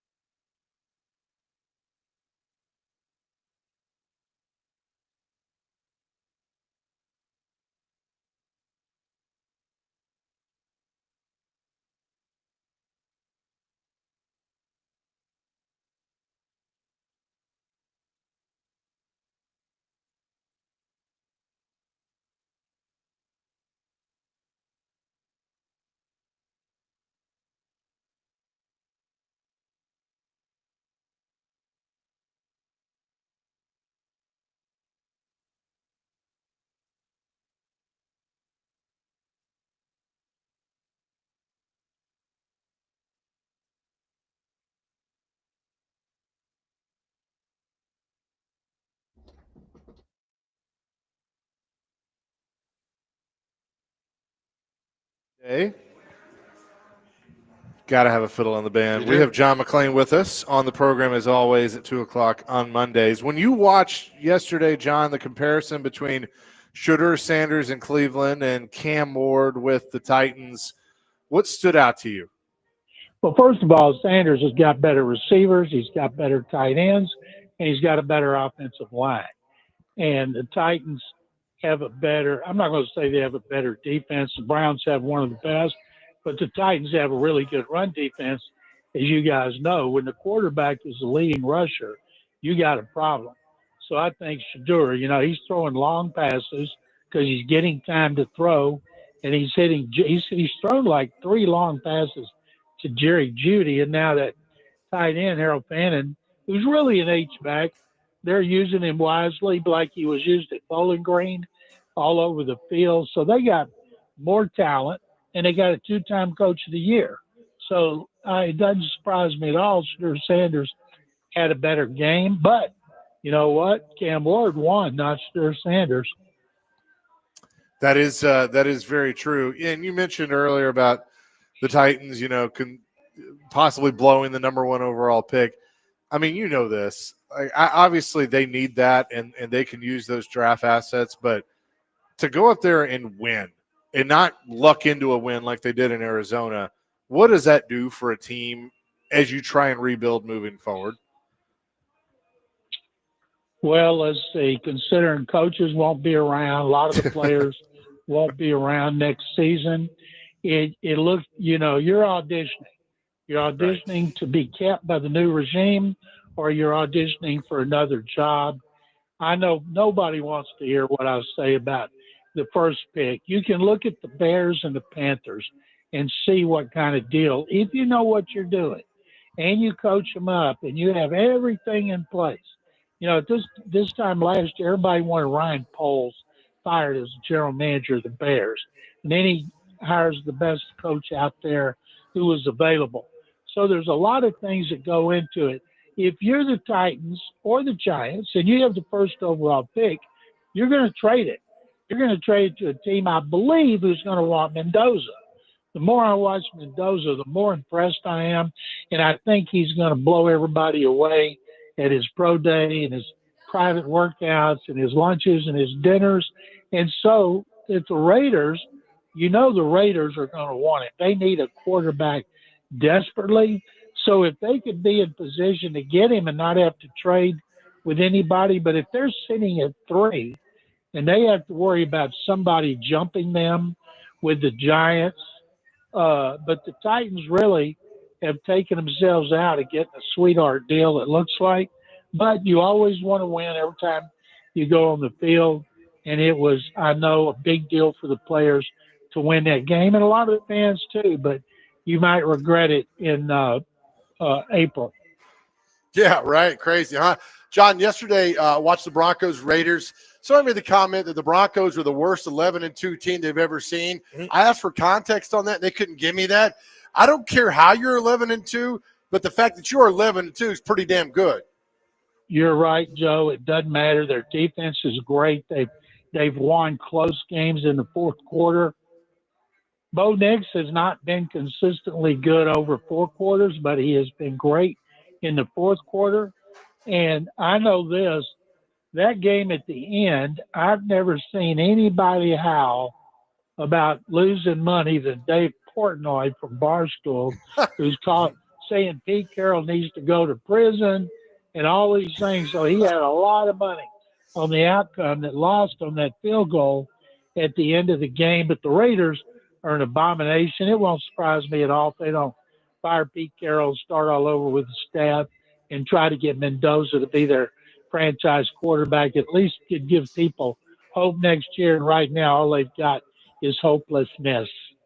John, I've been a kind of a secret, quiet Miami Dolphins fan for 30 years or so because I love Dan Marino so much. I think I'm sick to my stomach the fact that this football team keeps winning and Mike McDaniel is going to keep his job. People knew it was going to happen. All you had to do is look how bad their schedule is. And once they went through that and they fired Greer as the GM about 5 years too late, and McDaniel's there, and they're Tua staying healthy, and they played bad teams and they won. There's a good chance they're going to win their next one. Isn't that what happened last year? They won late to finish 8-9, and he came back. And I'm guessing it's going to be the same thing. Then they'll hire a new general manager in off season, and McDaniel will be gone after next season unless they make the playoffs, because the new GM is going to want his head coach. All right, yeah, exactly. John, I thought it was a big win for the Bills yesterday over the Bengals. So when Burrow comes back, they're just a different team. But Chris Sims said something on TV last night, which was interesting. He called Josh Allen this generation's John Elway. And he gave like 5 examples. And I'm telling you, John, they were spot on when comparing Elway to Allen. Of course, all Allen's missing is a Super Bowl trip. And I think that window might be shutting down. But he's such a good quarterback. As long as he's out there, John, Josh Allen gives that Bills team a chance to win any game. If you've got a great quarterback like Allen or Mendoza, everybody says Mahomes. Everybody's saying, boy, the Chiefs dynasty's over. They're going to have to rebuild. But as long as you got a great quarterback, you think about everything. You can build in free agency in the draft in a hurry if you've got that quarterback. Think about how good Bengals could have been the last 2 years if they'd had, and I can't remember if they had Burrow for every game last year, but you see the difference when he's back. And in Josh Allen's case, he's bounced back from that terrible Houston game in which he was sacked 8 times to be magnificent. And I covered a lot of every Elway Super Bowl, most of their playoff games, and Allen is bigger than John. John was 6'3.5", and he weighed about 220, but he could run. He ran when he needed to. Josh Allen runs more, and Allen is stronger, but both of them had guns because they had a lot of wind in their stadium, and they needed to be able to throw the ball hard. Elway's receivers had an imprint on their sternum that they would proudly show in the locker room. They had the Elway imprint. And so I'm guessing a lot of those guys have that with the Bills too. But, yeah, I love watching those guys play. And I'm like everybody else. If you get a good snow game where the snow's coming straight down and it's thick, that is a way to watch football. Not like Jacksonville and Indy where it was raining and the wind was blowing. Give me snow. One reason I like those teams from the East and the Midwest to get the playoffs is we got a chance to see snow, especially like that last Packers-Bears game at Soldier Field. Oh, absolutely. And, John, that's why I like when the Bills are building their new stadium they move into next year. They were like, well, why did you build a dome? And they were like, a dome stadium never crossed our mind. And playing outdoors in Buffalo is what we want. I just thought that's great. They didn't give in to a dome. They're still going to play outside where that snow's coming in. And it was beautiful watching that game yesterday. It was absolutely beautiful because of that snow. So you're exactly right about that. Fans in Buffalo and Green Bay, the more it snows, the more they love it. If it's not snowing and the game's going on and then it starts snowing, they give snow a standing ovation because they think it's an advantage for them. And you noticed last night when Josh Allen was doing TV, it looked like not a fan had left that stadium. Now, there's nothing else to do in Buffalo but curl. And they love the team. And the fact is, they're still going to get some snow on them in the new stadium because most of the time it doesn't just come straight down. It blows, but they eat it up. John McClain is with us on the Chase and Big Joe show. John, we appreciate it as always. We'll talk to you next week. Chase and Joe, thank you guys very much. I will look forward to it. Absolutely. And again, he joins us every Monday at 2 o'clock here on the program. We are live at Duncan in Brentwood today. And again, the reason we're here is because of our toy drive. We're helping out the Nashville Children's Alliance. So you can stop by with a stuffed toy and donate it to a child this holiday season. And you can also qualify to win a 4-pack of tickets in the all-inclusive 501 Club at Bridgestone Arena to an upcoming Preds home game. Want to send a special thank you to the Metro Nashville Police Department for helping us out with this, the Catalano Group, the Bluemont Group, Family Leisure, Thompson Machinery, Rich Mar Florist, Right Time HVAC, and Relodyne. For more information and a list of Duncan locations that you can donate a stuffed toy, visit thegamenashville.com/donate. Toy. We'll come back with more here on Chasing Big Joe on this Monday, 102.5 The Game.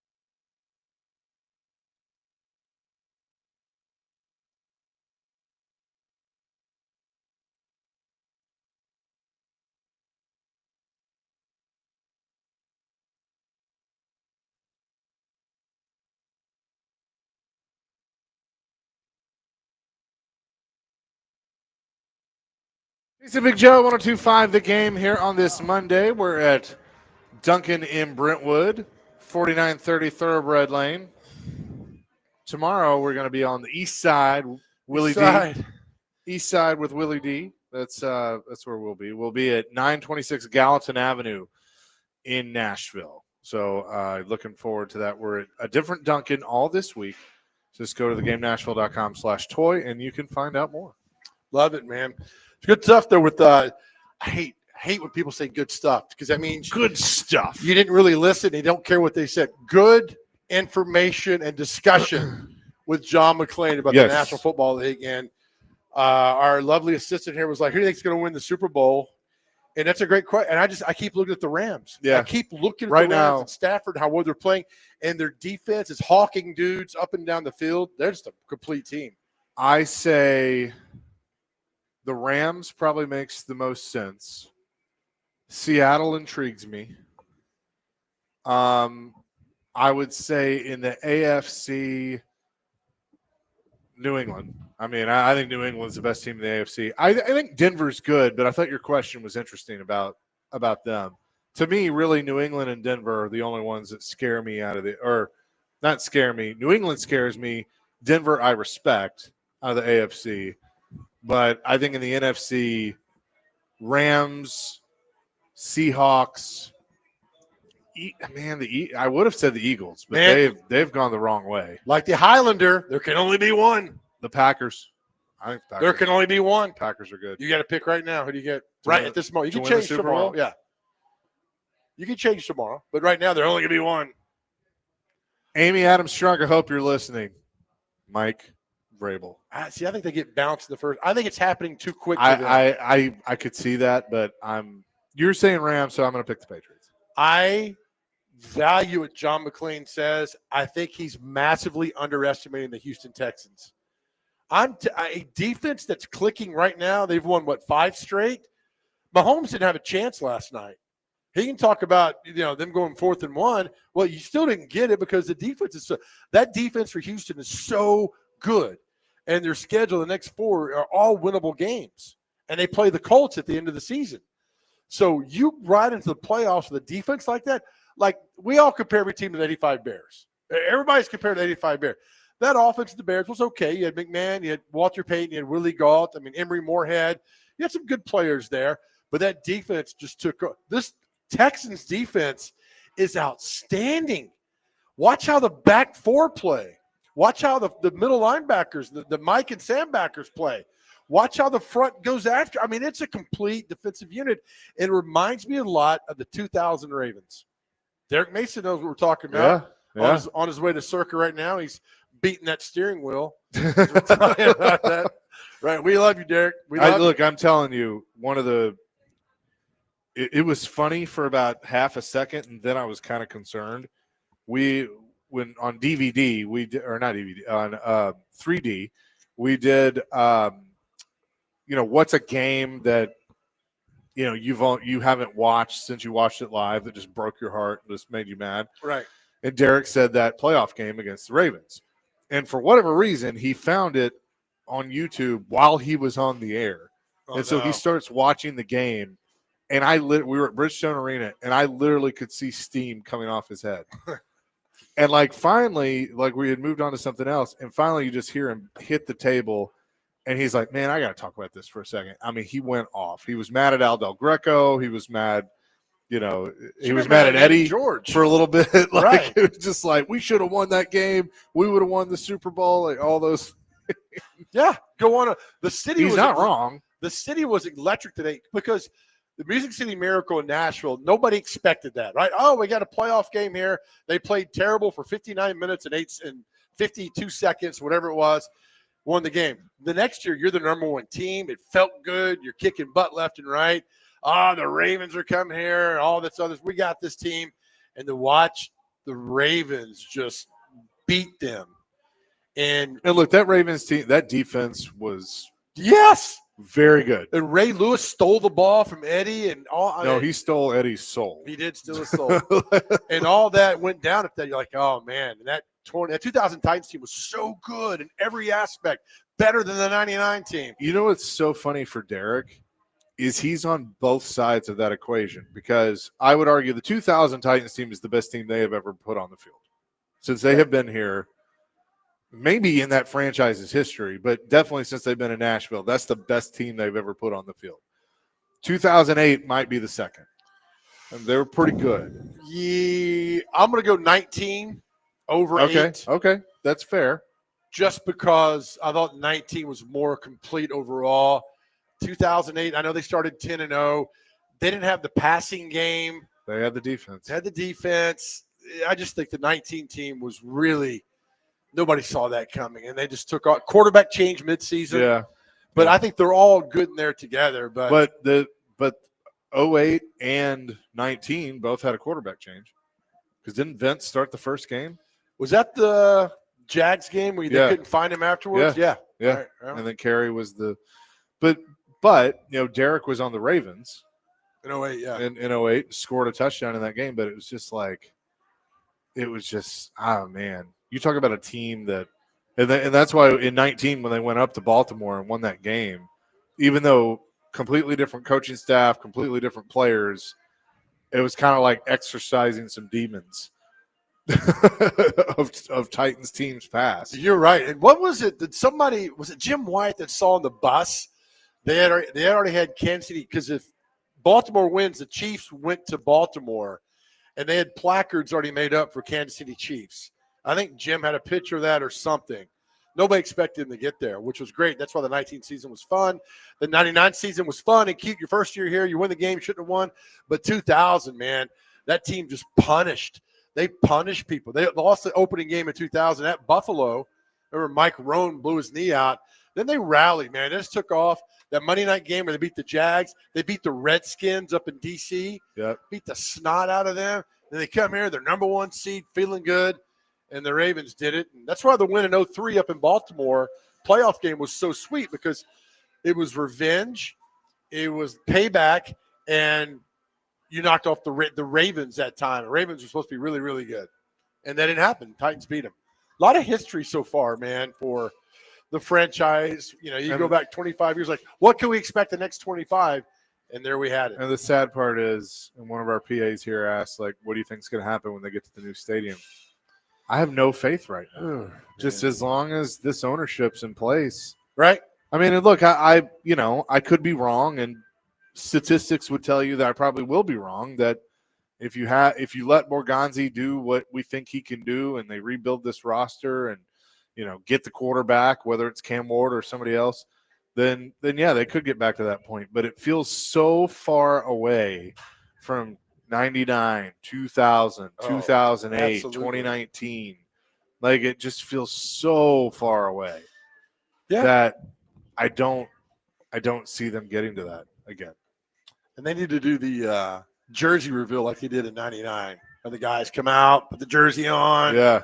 That was kind of – because I think they'll get new jerseys moving into the new stadium. I hope they do anyway for all that. But it was a fun time. But now – we sit there and they're 2-11. But anyway, going back to our conversation, I just think the Texans right now with that defense, I mean, they were fun to watch last night. They were a lot of fun to watch last night because Mahomes had nowhere to go. Nowhere. And Kelsey's done. Poor guy. Yeah.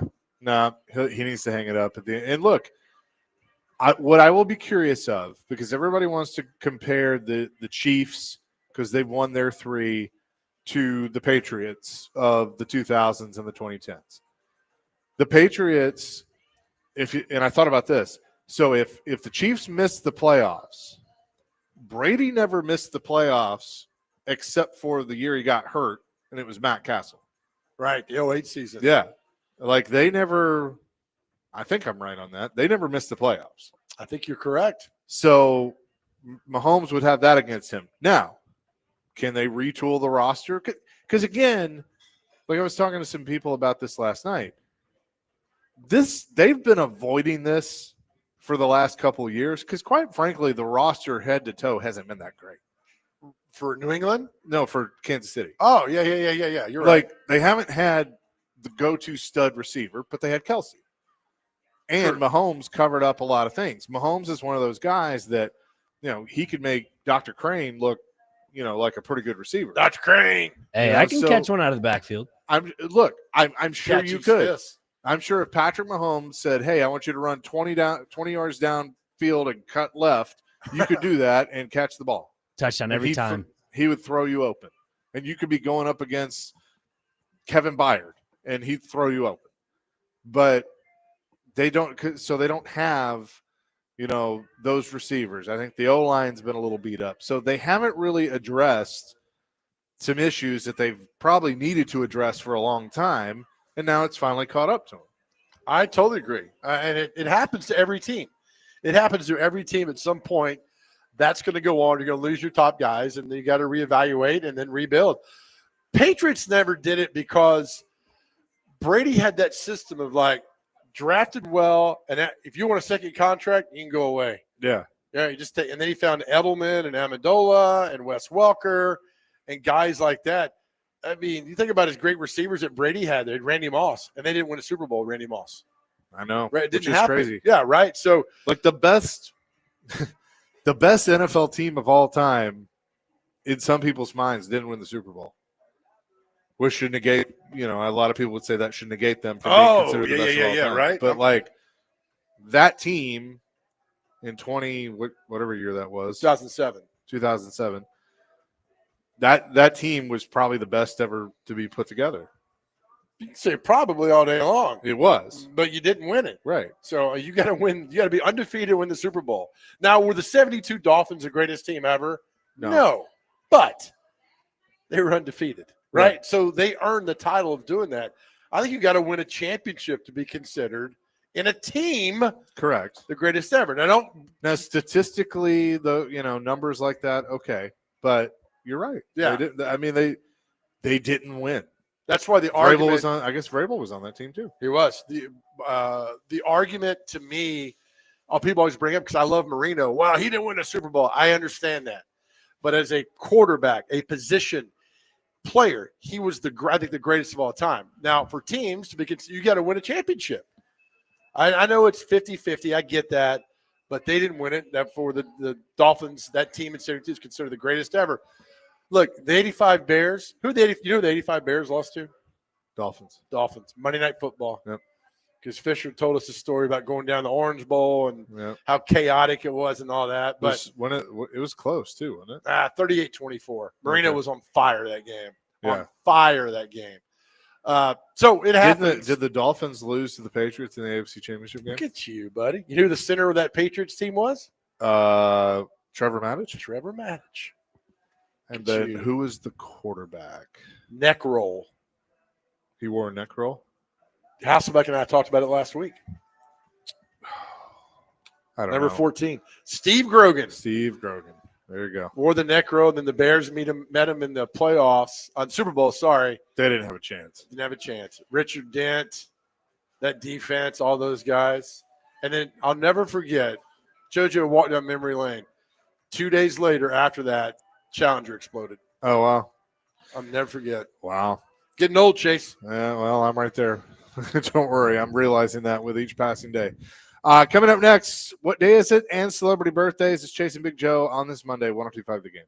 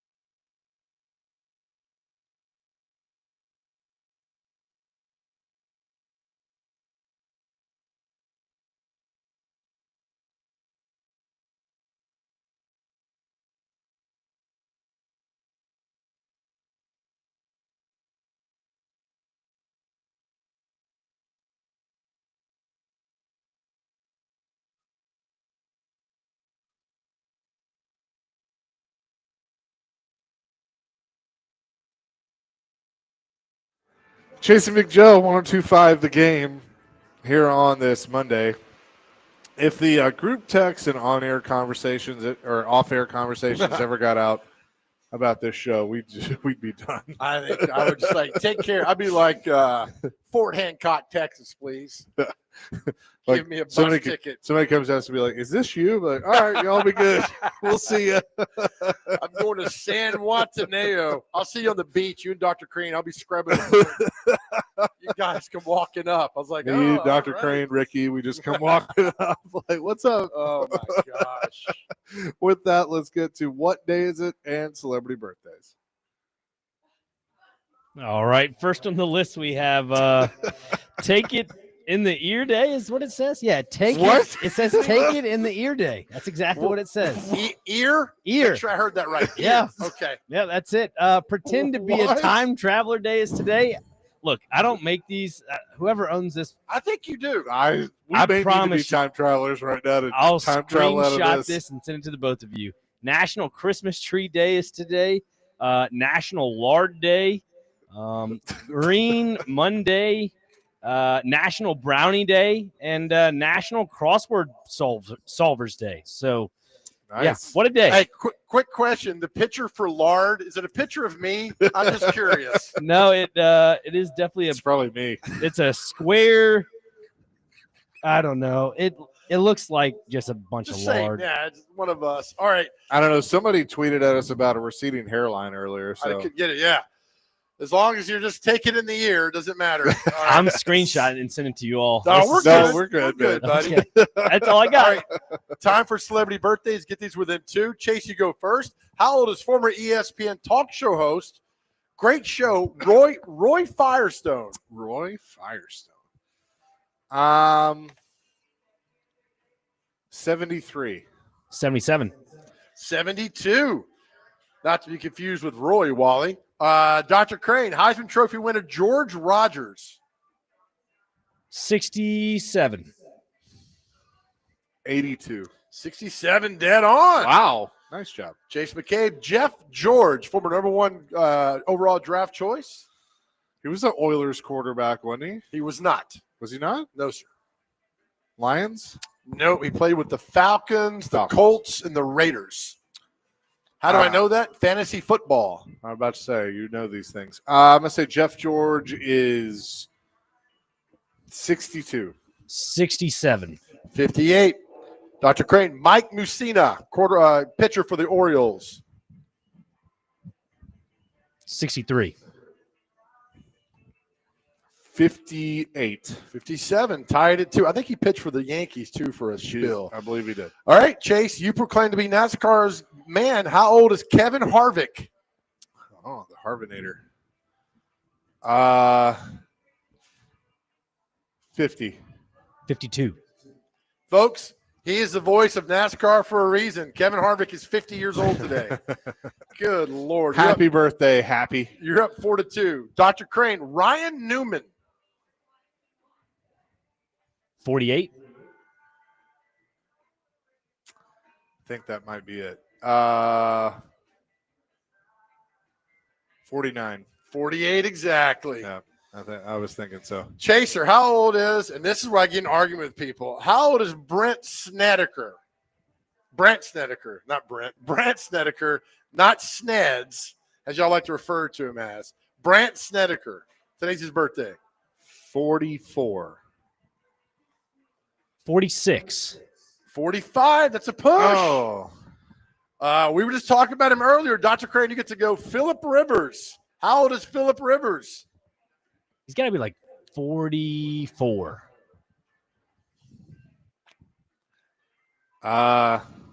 43. 44 exactly. Dr. Crane's up 6-4. Chase, you go. Drew Doughty. The hockey player? The hockey player.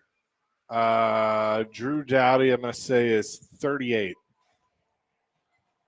37. 36. Dr. Crane's up 7-4. Dr. Crane, how old is Kim Basinger? 54. Kim Basinger. Basinger. 70. 72. We got a ball game at 7-5. Chase, They're real and they're spectacular. You know who said that? It's from a movie. It's from Seinfeld. Seinfeld. Terry Hatcher. How old's Terry Hatcher today? 64. 67. 61. All right, we got a few left here. Dr. Crane, how old is guitar player Phil Collin of Def Leppard? He's the one without the shirt. He never wears a shirt. Isn't that all of them? Right? 66. 71. 68. Dr. Crane's up 8-5. Chase gets to go now. How old is country singer Marty Raybon? 77. Shenandoah. Oh. 70. 66. Chase, how old are Dr. Crane? How old is country singer Sam Hunt? 36. 35. 41. One more, so Dr. Crane get to 10. How old, Chase, is let's see here. How old is lead guitar player Marty Friedman from Megadeth? 58. 56. 63. Dr. Crane wins 8-5. I tried, Dr. Crane, to get you there. Man. Thank you. I mean, there was two I knew that were dead on that he got. That. Oh, don't blame him for that. I'm not blaming him. Sounds like congratulations. Notre Dame. That's fine. Sorry about that, Dr. Crane. It's all right. Just go to confession. Do we have to if we're not? You really don't want us Protestants going to confession because we got a lot to confess. Like Dr. Crane, you're Catholic, right? Yes. You get it all out at one time. Us Protestants let it build up. So we go in there, we're going to spend hours in that booth. That's not a good thing. I mean, there's some Catholics out there. They hold it in for like 2 to 3 years, and then they go, you know what? I'll go to confession. Okay. Notre Dame didn't hold it in. They just said, we're done. Yeah, they said, we're out. Yeah, we'll confess. We're not being part of this. And we're going to go home. That's going to do it for us today. Again, you can stop by all these Dunkin' locations. Go to theGameNashville.com/toy, and you can find out which ones you can drop off stuffed toys at. But we're excited to partner up with Dunkin' this week and be at all these different ones. We're in East Nashville tomorrow. DVD is up next. You know, we talk about this time of the season of mental health for everybody out there. It's a tough time, the Christmas season, but help's available. Just go to theGameNashville.com, click on the Chase and Big Joe show. There's information for Unity Psychiatric Care. We just need you to talk to somebody. We need you here. Look, dark clouds move out for beautiful skies, so beautiful things await you. Know that you're loved. Know that your journey is special. It's your journey, and it's beautiful. And know we love you, and more importantly, more than anything in the world, this is so important. Know that God loves you. Amen to that. Peace, love, rock and roll. DVD coming your way from Circus Sports Kentucky next on 102.5 The Game.